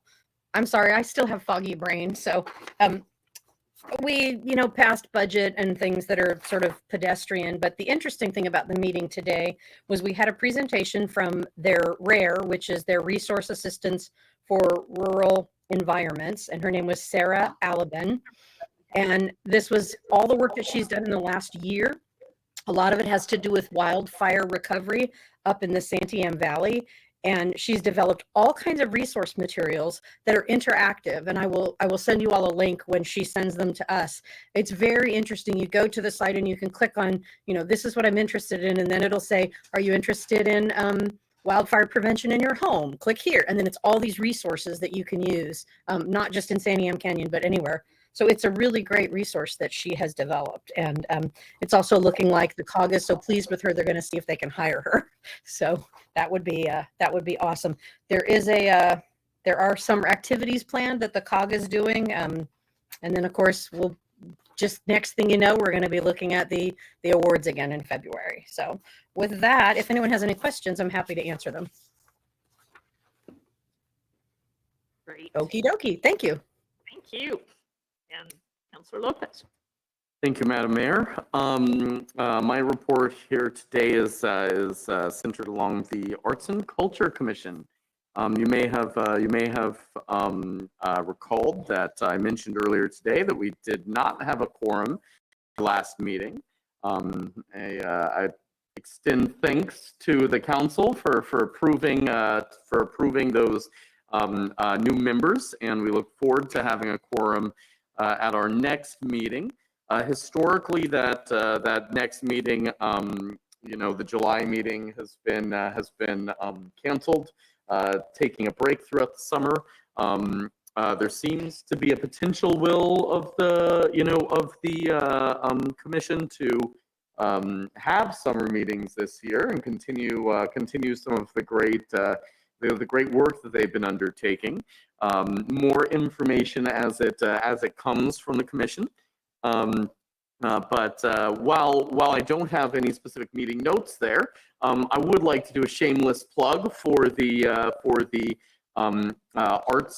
arts competition here that they're hosting surrounding the July 4th celebration. And they are still taking entries. The entry form is on the city website, and those entries will be taken right up until July 1st. So please do fill that out. We would love to see your art. All ages. We used to say ages 0 to 99, but it was pointed out that there perhaps could be a 100-year-old out there producing some amazing art that deserves to be displayed. And so we did not want to be exclusive there. We wanted to invite everyone. So please do take part in this. It's a lot of fun. Last time we had record engagement, and there's a community voting process. You can go in and write down your favorite art pieces in multiple categories, and just a blast in the Main Street Park there as part of the 4th of July celebration. So look forward to having all of you out to see that art. And I would challenge anyone here that fancies art or has any inclination to display an original work to share it with the community. So looking forward to having you all out there for that. I do want to highlight MyNet. Both MyNet and the Mid-Willamette Valley Homeless Alliance meet this week. They're a little bit off cadence, it seems like, because of the 4th of July holiday. MyNet is meeting tomorrow at 5 p.m. virtually, and that link can be found on MyNet's website. The Homeless Alliance is meeting Thursday at 3 p.m. virtually as well, and that link can be found on their website. That concludes my report. All right. And there are a few other activities for the 4th of July, so I think we can take a moment to mention Phyllis usually coordinates volunteers for the city booth, set up, take down, and personing that booth throughout the weekend. And we do have extra day of the 4th of July this year. So if you haven't already found a time that you can support that, please let Phyllis know about that as well. Councilor Obers? I just want to say, I can't recall if last meeting I knew when we met that the Parks Board meeting for June rather, was canceled because that was the day after our meeting. And so the next Parks Board meeting will be on July 20th. And that's a Wednesday at 6 p.m. And we meet down at the city shops on the Other reports? Yes. And very briefly, I neglected to mention that we are also looking for a couple volunteers for the arts and culture, the art show. Still, we still have just a couple slots still open. They go fast, so get your name in while you can. Anything? All right. All right. Thank you. So I will affirm that town hall is on Tuesday, the 28th at 6 p.m. in the Willamette room of the Warner University Center at Western Oregon. So that will be Senator Patterson, Representative Evans, and myself. Thursday night, that same group with my substitute, John McCardle. They'll be having that same event in Independence at 5:30 on Thursday for Independence. So. All right. Seeing no other boards and commissions, go ahead and turn it over to Marty Wine for our city manager's report. Thank you, Mayor and Council. I just have a couple of updates for you, and I'll try to make it brief. One is under the umbrella of hiring. I've got a couple of things to let you know about. One is I participated today with a panel of a few of the board members of MyNet and also some of our partners for interviewing our next general manager for MyNet. And we're hoping following the next board meeting to be able to have an announcement for you about that process. We've also, I think I've mentioned this on a couple of prior reports. Monmouth is hiring. We have open jobs in the library, in our finance department, Power and Light, Public Works, City Management. There are new positions that were authorized in this budget. And so in light of the jobs we're trying to fill, we're going to be participating in a job fair together with Polk County at the Polk County Fairgrounds, along with a whole host of other public agencies this coming Thursday afternoon. And so we're hopeful that we're partnering with WorkSource to be able to publicize the vacancies that we've got and attract and invite people to take an interest in coming to work for the city. So we're excited about participating in that job fair. I mentioned on my Friday notes last week about Public Works sent a report forward about our Gwynn Street project and how we had for that water and sewer project that we had bids come in far above the engineer's estimate. And so we are putting that bidding process on pause with the potential that there might be a better environment that comes along. We're in a moment right now where costs on projects are just really unpredictable and much higher than we were expecting. Likewise, our Willamette Wellfield bids came in far over the engineer's estimate. So we're going to also put a post, that and our Marion County well project are mission critical projects for our water system, but we're going to put a brief hold on some of those projects. And I'm naming that as kind of a sign of where we are with our projects. Our City Hall Key Communicators Group is going to be meeting later this week. They meet monthly, and because I was out ill last month, we missed that meeting, but I'm planning on a written update, which I promised them about our City Hall project, and I'm going to share that with the council as well, probably tomorrow. And so I'm hoping to give you a more comprehensive or detailed update about what's going on with the project, because it's likewise, I think there are some aspects of just getting the project to the demolition phase that are taking longer than we were expecting. So I want to give you a better explanation of sort of what's going on there. And then finally, I think most of you know that we're coming up on the date when our superintendent for the Power and Light department, Chuck Thurman, will be leaving us. He's planning to retire. We're having a celebration for him. It's coming up on June 29th. And that's here at the Senior Center between 1 and 4 p.m. And so you're invited, and we hope that people will come and celebrate and appreciate all that Chuck Thurman has. What was the day again? June 29th. Okay. So I thought I heard. That's all I have to report tonight, unless you have questions. On the City Hall project, that's being delayed for all kinds of good reasons. Is there any concern about utilization of bond funds? Is there any time frame that we need to be conscious of on that? You know, I see that Janet Chenard is still on and she's turned her camera on too. I know that we have a time limit for the utilization of bond funds, but Janet can tell you more precisely what that. Of course she can.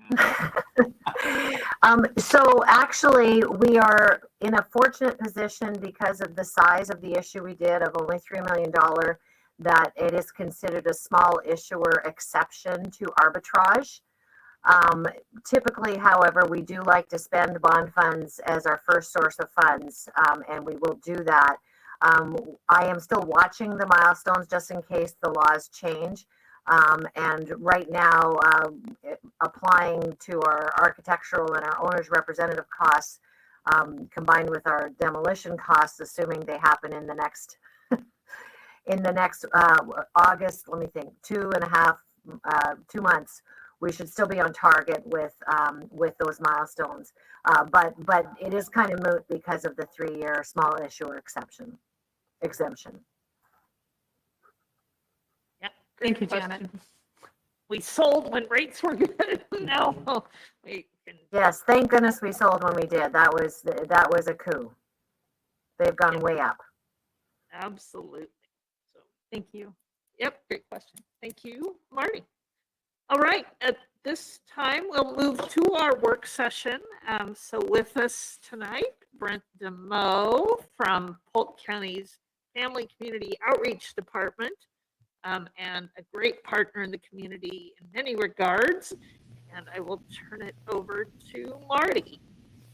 Thanks, Madam Mayor. And I just have a very brief introduction to thank Brent for being here tonight, and wanted to just let you know, Council, you may recall that February and then executing an agreement in March with Polk County Family Community Services, and the intent of the agreement was to bring the services of the Polk County Resource Center to Monmouth and Independence. And so we put a short-term agreement in place. Brent is here tonight to tell you about how it's been going, which is something that you are all interested in hearing, and what our experience has been. I think the intent was there would be everything from resource navigation and a breadth of people's shelter, housing, food, and other assistance needs that we would be able to provide. And Monmouth and Independence have pledged their American Rescue Plan, ARPA, funding for this initial effort, and longer term up to $250,000 over, I guess as long as it lasts. But Brent has a report tonight about what we've been doing so far, and thank you, Brent, for joining us. You bet. Can y'all hear me okay? Perfect. I've not used this particular platform. I cannot believe in all of COVID I've never heard of this one. So thank you for the opportunity to download it and figure out how to make it work. Marty, thanks for having me. Mayor Coons, thanks for having me. All y'all on the council, thanks for having me. I think we've had a pretty beautiful partnership in my 13 years in Polk County, but there's been something about this last year or so, the relationship with both the city of Monmouth, Independence, Dallas, Falls City, Willamina, something about COVID just really brought us all together, and we're really doing kind of a new chapter in partnership, and the city of Monmouth and Independence are kind of leading the charge. Marty, were you able to send this handout to folks, or do I have the ability to share it on my screen? I did not have an opportunity to print it out for folks, but Phyllis Bowman can make you an organizer and can help you to share it on the share screen. You got it. You are now a presenter. Does that work? Brent DeMoe. Nice. Wish I knew what that meant. You probably have a little icon down there somewhere that says should be a button that says share. Yeah, right now, my wife with a fish. How do you like that? She didn't know she was coming to a council meeting, did she? Well, she outfishes me on a regular basis. Tell me if this handout is showing up on y'all's screen. Perfect. And would you like me to make it bigger? We would. Yes. Yes, please.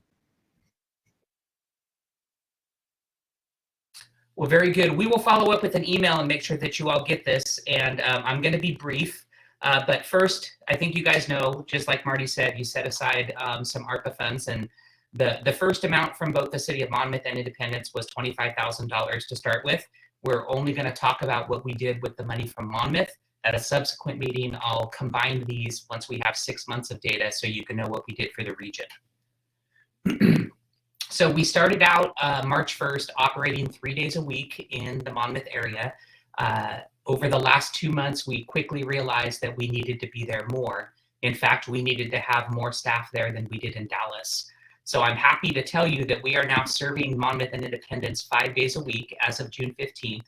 I have 3 bilingual bicultural staff outstationed at what we call the Annex, which cease wearing one of her many hats, but her school district hat is allowing us to have space there at the Annex where we can set up shop.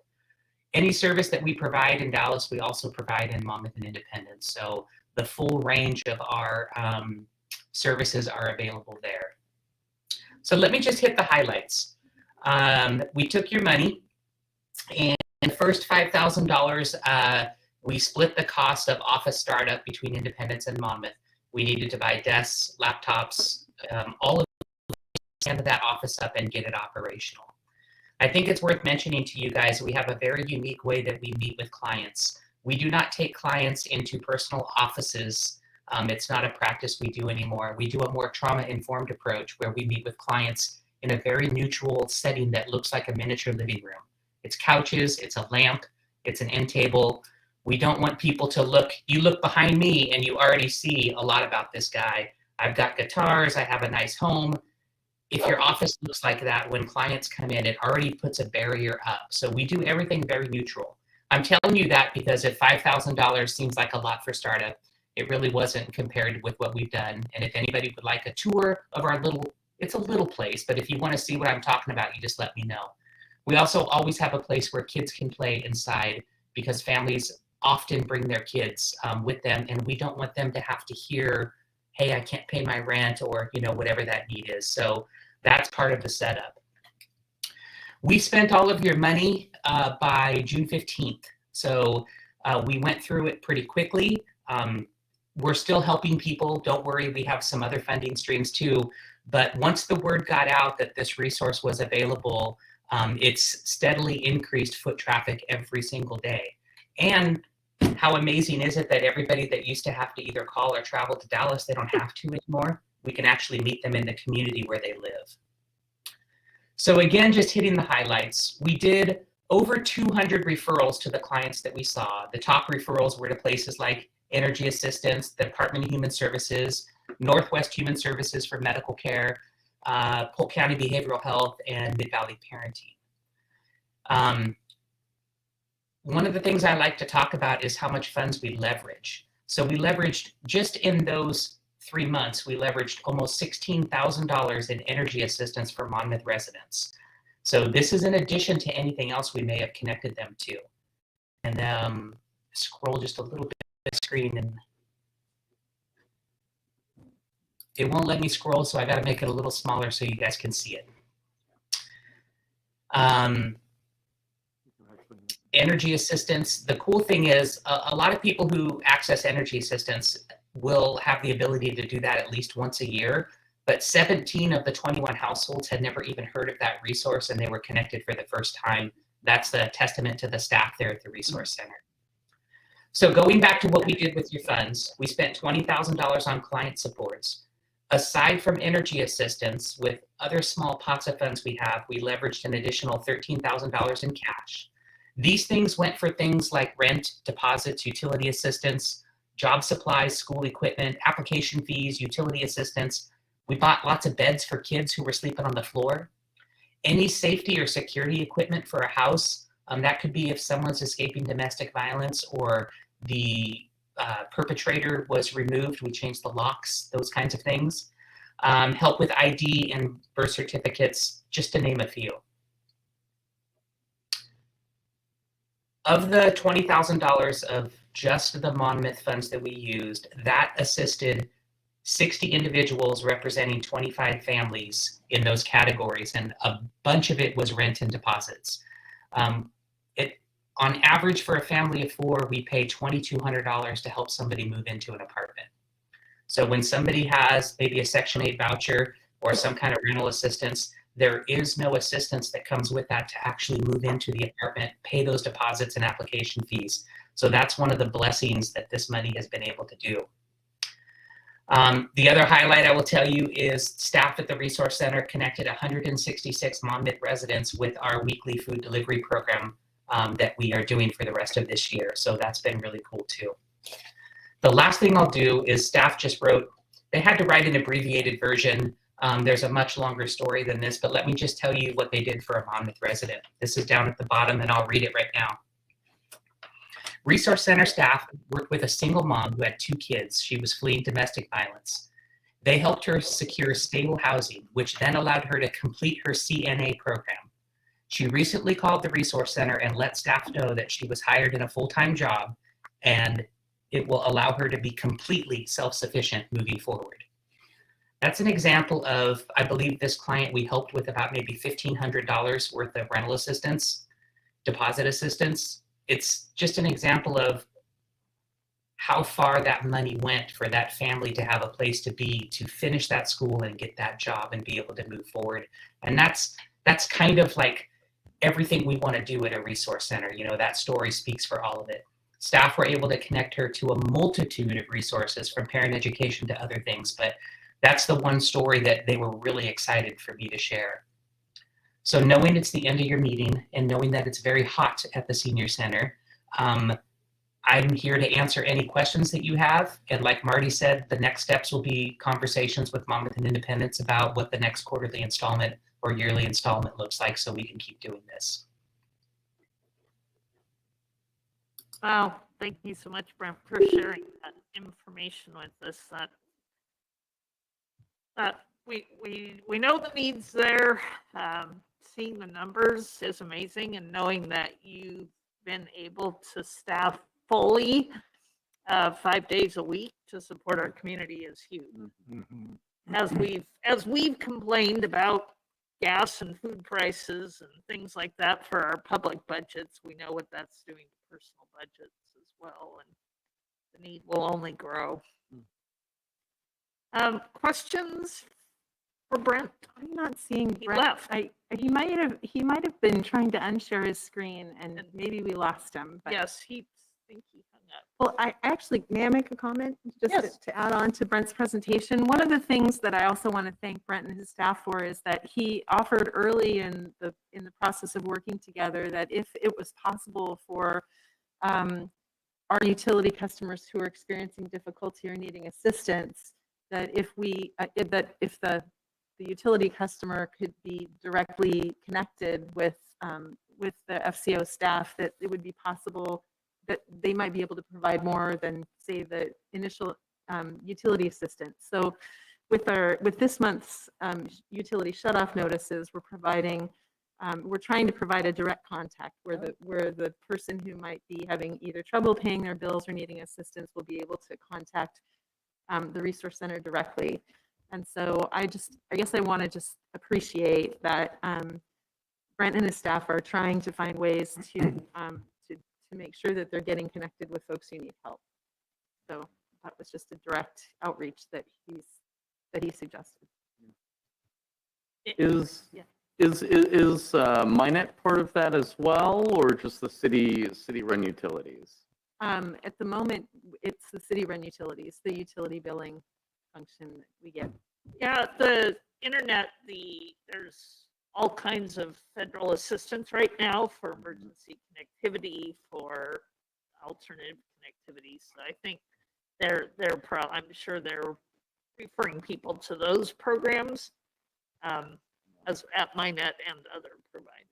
And Minet had taken part in a federal program for assistance before COVID occurred.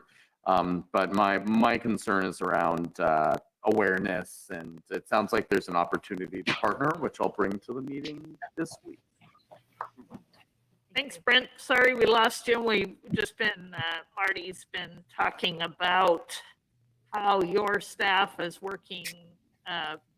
We are referring people directly for utility assistance, and Councilor Lopez was asking about the funding available for internet connectivity for families.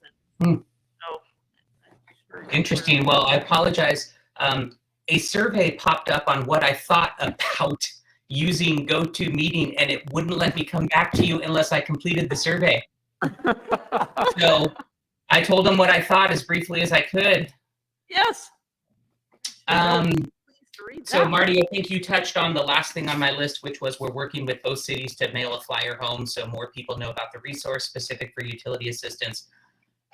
Chris, getting kind of your question, one of the things I really like about the dollars that we get from the cities is that there isn't some mean government funder on the other end telling us that we have to spend it only in these categories. These dollars allow us to be pretty unique. So would we want to do carte blanche internet funding for anyone who needed it? No. But if there was a family who needed internet connectivity, whether it was for school, for college, for a job, for something like that, and there was some barrier, it would be absolutely no problem for us to say, we're going to provide 3 months of your MyNet bill for you or something like that. Of course, you know me, Chris, I'm making this stuff up, but it is not out of the question. That's the kind of stuff that we love to do. We despise the regular funding streams that we have that tell us you have to be this poor or your situation has to be this bad. Or the stupidest one of all, excuse me, sorry folks, the one I like the least, you have to already have an eviction notice before we can help you. But the day before, we could have saved you from having an eviction notice. So what I'm doing is explaining that having flexible funds to meet unique needs for barriers that fall between the cracks of government funding, that's what we want to do. And I would welcome further conversation about that as well. Did I miss any other questions that y'all had? Councilor Carey has one for you. It's not so much of a question, Brent, but a comment. And I was really impacted when you said that the people that you had contacted over here to provide services were sort of first-time users, call it. And that because you brought your services in a direct way to our community, that more people are learning about it and accessing it and benefiting from it.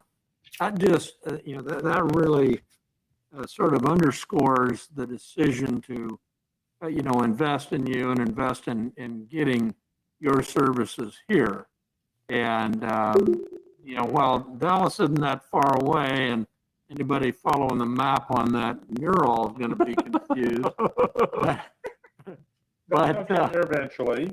But they'll get there eventually through full I heard you guys pass. You're going to repaint the mural. I heard you say it.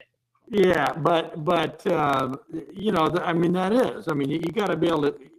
Heretofore, you had to get to Dallas, and that's with all deference to Cherry. That's not necessarily easy. So the fact that we're providing it here is really going to be impactful to our community. Yeah, it's, I appreciate that, John. I really do. It means a lot when people understand if you don't have transportation or if you can't get off your job early. The difference between getting off early if you work in Monmouth and skipping down to the Monmouth Resource Center or having to drive all the way to Dallas means you don't get your appointment. So we do that. The staff themselves has come to management and said, we need to pick a day that we're open till 6, maybe even 7 for families who can't get here by 5. So that creative approach is kind of what we're looking for. And it's about time more services were provided in Monmouth Independence, whether it's from my department at the county or other social service agencies. Councilor Bell? This is such a simple question, and I'm looking on the internet trying to find the answer. What's the address of the Monmouth Resource Center? I know where it is physically, but I don't know the address. And do you know how difficult it is to get Google to believe that you own something? Because I don't own it, Cease owns it. So I can't claim it, so I'm not allowed to have an address on Google. To be honest with you, I don't know the address. Oh, yes, I do. I'll give it to you in just a second. I'm afraid to touch anything on my computer. Would you like to know what it is? Cease knows the address. Yes, please. It's 1483 16th Street North. It is on the corner of 16th Street and Hoffman Road. It was formerly a church, and whose signage is going up very soon, like this summer. Very Thank good. you. I appreciate that. Appreciate that, Mayor. I didn't know the address off the top of my head. I didn't anticipate you would, but I happen to. Counselor Selena Sullivan. I don't know if there's even a number on the building that will help you, but it's across the street from Ash Creek Elementary School. Counselor Selena Soliveros? Yes, thank you. Thank you, Mayor Coons. Brent, thank you so much for your presentation and the information. Thank you for putting effort into the 3 bilingual bicultural staff members. That is so key, and it's such a comfort and a visual and a trust builder for our community. So really appreciate that. The location, I think, is a fantastic location, so close to schools. And you know, one under little detail of having this resource here in our community, the gas prices. I mean, this is so convenient, and that is going to be an issue for many families who have to commute. And I do appreciate the explanation of the funds, that this serves anyone who really walks through your doors. And I think that's the aim. And I'm so proud of our council for really discussing this and for agreeing to do this and supporting your efforts. So I'm proud of us too. Way to go, team. So thank you, Brent, very much. Like I said, this is my 13th year, and I've never been able to do this with cities before. This is really groundbreaking stuff. It might seem like a small amount of money, but to those 60 individuals that $20,000 helped and the other funds that were leveraged, that was life-changing for them. So we're going to keep at it. Well, you guys know I'll come anytime you have any questions. Most of you I meet with or talk with outside of this anyway. Mayor, Marty, anytime you need me, just let me know. Thank you, Brent, and thank your staff. Absolutely. Absolutely amazing work. They did all of this and put the information together as well, so I will pass that along. So I'm going to click off on purpose this time. Is that cool? Am I ready to go? All right. Take care. Bye-bye. We have time for council comments and announcements before we move to the Urban Renewal Agency meeting. And I'm going to recognize Councilor Lopez. Thank you, Madam Mayor. Two comments, announcements, what have you. I conducted a ride-along this week with the Monmouth Police Department. And I rode along with 2 separate officers. I caught the end of day shift and the change of shift meeting and the beginning of swing shift. And it was really illuminating to me, and I walked away quite impressed with how our officers comport themselves, how they handle themselves with the public. And a couple things that I wrote down from that were, you see, I want to read it. I can't find it, but essentially, the amount of compassion, the amount of willingness to engage with our community, and really just the way that they treat people with dignity. And look at each scenario within how that scenario could impact not only the greater public good, but also have an outsized impact on those individuals. Needless to say, I was quite impressed, and it was a wonderful experience that I encourage you all to take part in. Also, weather's hot. Let's make certain that we all are mindful of that in our own lives and with those that are in our spheres that are vulnerable, and checking on neighbors, go the extra mile to just be kind to our fellow people as these temperatures start to rise. We're looking at 90-degree days this weekend. Within that, I've started to spend more time outside, and I rode a bird scooter to the council meeting tonight. It was wonderful. Got my helmet here. and I would encourage you all to don your helmets and spend some time outside on a scooter and enjoy yourself in our fair town. That concludes my comments. Thank you very much. Our friends in Independence are considering bird scooter usage, and so we've been letting them know about the report that we got and how that's affected things. So pretty soon, maybe the scooters won't stop dead at O'Reilly Auto Parts. The geofencing will be removed. They'll be able to ride in Independence. Any other comments or announcements other than all of our 4th of July fun coming up? So many things there. All right. I would like to just make the observation. It struck me the other day. I spent 10 years walking behind the last horse in the parade on the 4th of July, and it was always an all-male operation. And this year, it won't be. And in fact, we should have 2 female city managers, 1 female mayor, and Mayor McCardle will be the only guy in town. So, and we pointed that out to him. I did point that out to him. I sent him a note the other day, and so I want to encourage you to have fun on the 4th and enjoy your walk. And ride on the Gators. Right, there you go. Thank you. Yep, looking forward to it. All right, at this point, we would entertain a motion to adjourn the council meeting.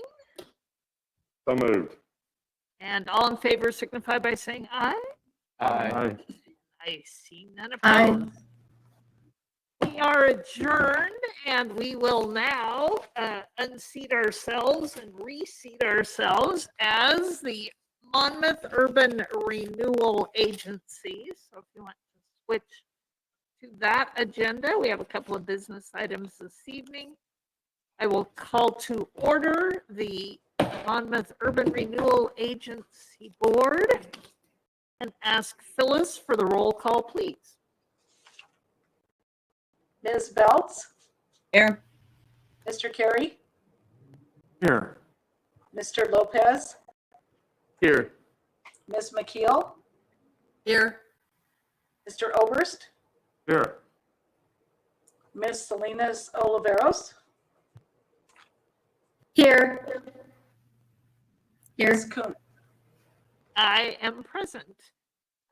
We have a time set aside for citizen comments regarding things not on the agenda. We have no one here for that portion of the meeting. Phyllis, did we have any citizen comments submitted? Chairman Coons, we have received no comments. All right, thank you. We do have a consent agenda. This board met on June 7th. Those minutes were included in your packet. So any amendments or additions? Or we'll do your motioning thing.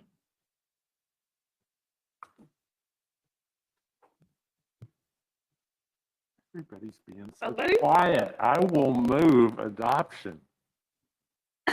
Thank you, Mr. Oberst and Ms. Salinas Oliveros. Was that a second? Thank you all. Yes, it's a second. Signify by saying aye. Aye. Aye. Aye. Any opposed? All right. This whole budget transfer resolution thing, it just seems to be popping up for everyone. So, Ms. Chenard, if you want to visit with us a little bit about a last minute transfer in the Monmouth Urban Renewal Agency budget. Yes, thank you again, Chairwoman Kuntz and agency board members. So this particular change to our appropriations is brought about by just the sheer volume of activity we have going on in our urban renewal fund of late. Your Public Works Director has been very active in getting projects done. And one of the challenges that we as department heads have been facing is the best way to track some of the different types of activity we're doing. As you know, we have some projects which are completely being funded by urban renewal funds and some projects which are being partially funded by urban renewal funds. And some of those, each of those is being funded by a bank loan that we purchased or that we issued in the urban renewal fund, but with city backing. And so the tracking has gotten rather complex. But what our auditors have given us to understand is that, you know, it is better to have, if the project is fully funded by the urban renewal fund, to have it in the to place it into the urban renewal fund and spend out of the urban renewal fund. So when we adopted the budget by category last year for fiscal 22, we put a lot of money into the special payments category, which is the category where we move funds from urban renewal to whether it be the general fund or the water fund. And as you know, we had the City Hall project, which we thought might move faster. So we set quite a large chunk of change into special payments that we anticipated going to the general fund. That is not likely going to be the case. We're probably not going to move any of those funds this fiscal year for that purpose. And as such, since we have gotten quite a lot of the street fund work done, as well as some of the infrastructure work associated with Monmouth Commons, as you know, was also funded out of urban renewal funding. All of that ended up being more than we anticipated coming directly out of capital projects in the urban renewal fund. So all of that to say, we actually have about $168,000 in sidewalk work that was done in early June. And as such, we need to have an infusion of appropriations to capital outlay because we weren't sure that was going to happen this fiscal year. And so it has. And so we're talking about using some of those appropriations, again, not resources. It doesn't change what the resources are or what they're being spent on. It's just more of a change in the planning around the capital project expenditure levels this year versus next year. And so I would like to propose moving $200,000 as just an appropriations transfer from special payments to capital outlay. And because it is under the 10%, it is considered to be doesn't require a supplemental budget. It is just a transfer of appropriations. And so I'm hoping that that meets with your approval, and there's a resolution associated with it. Great, thank you. Questions? Ooh. Seeing none, there is a motion in the pack. Ms. McKeel. Yes, being that it's midnight where I am, I thought we could get this moved.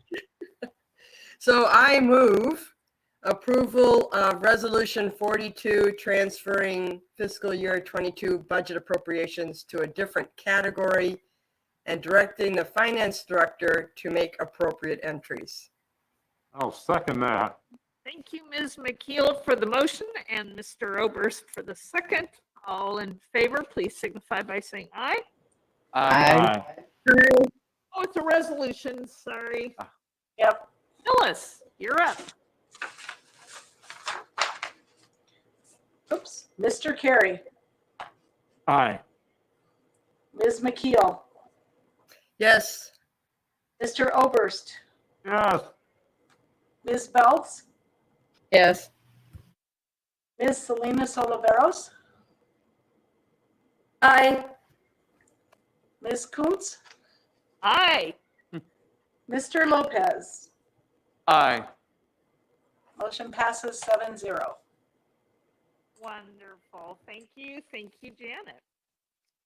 We have one other item of business this evening, and that is to consider the General Assistance Grant, one of the great things that we do out of the Urban Renewal Agency.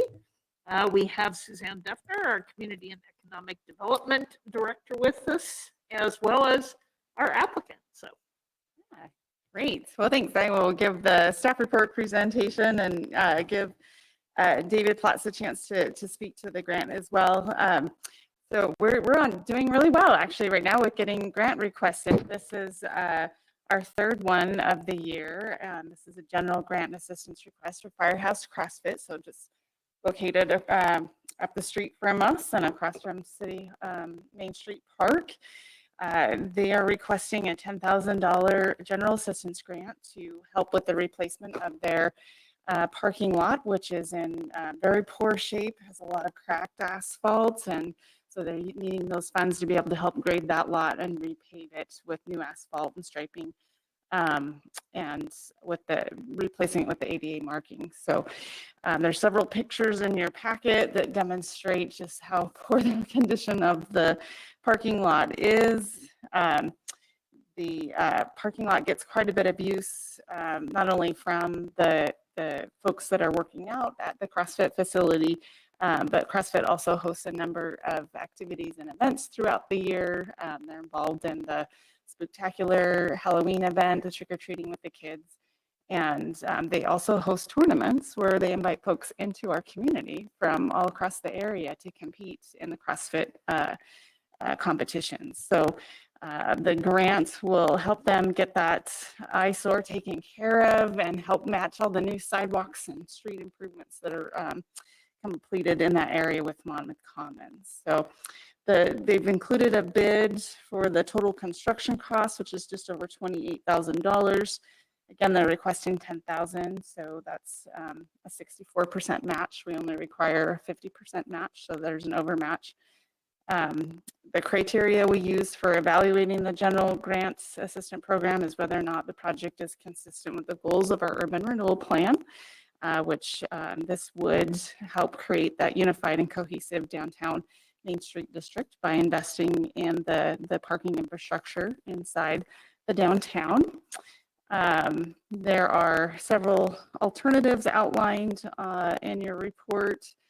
The fiscal implications for the project to date, I mentioned we've awarded 2 other grants totaling $20,000. We've budgeted $30,000 in this fiscal year, so we do have the funds available for the grant award. There's a sample motion prepared for you in the report when you're ready for it. Happy to answer any questions you might have about it. yes, one question is answered. We have budgeted this much. We don't have to do another budget transfer to do this request, so that's great news. Mr. Oberst? So, and a number of these photos, and Suzanne, I don't know if you can answer this, there's a whole lot of stuff along sort of the backside of the retaining wall, the parking lot of the Monmouth Commons, that my sense of things is that that's left over by their construction and they just kind of abandoned stuff.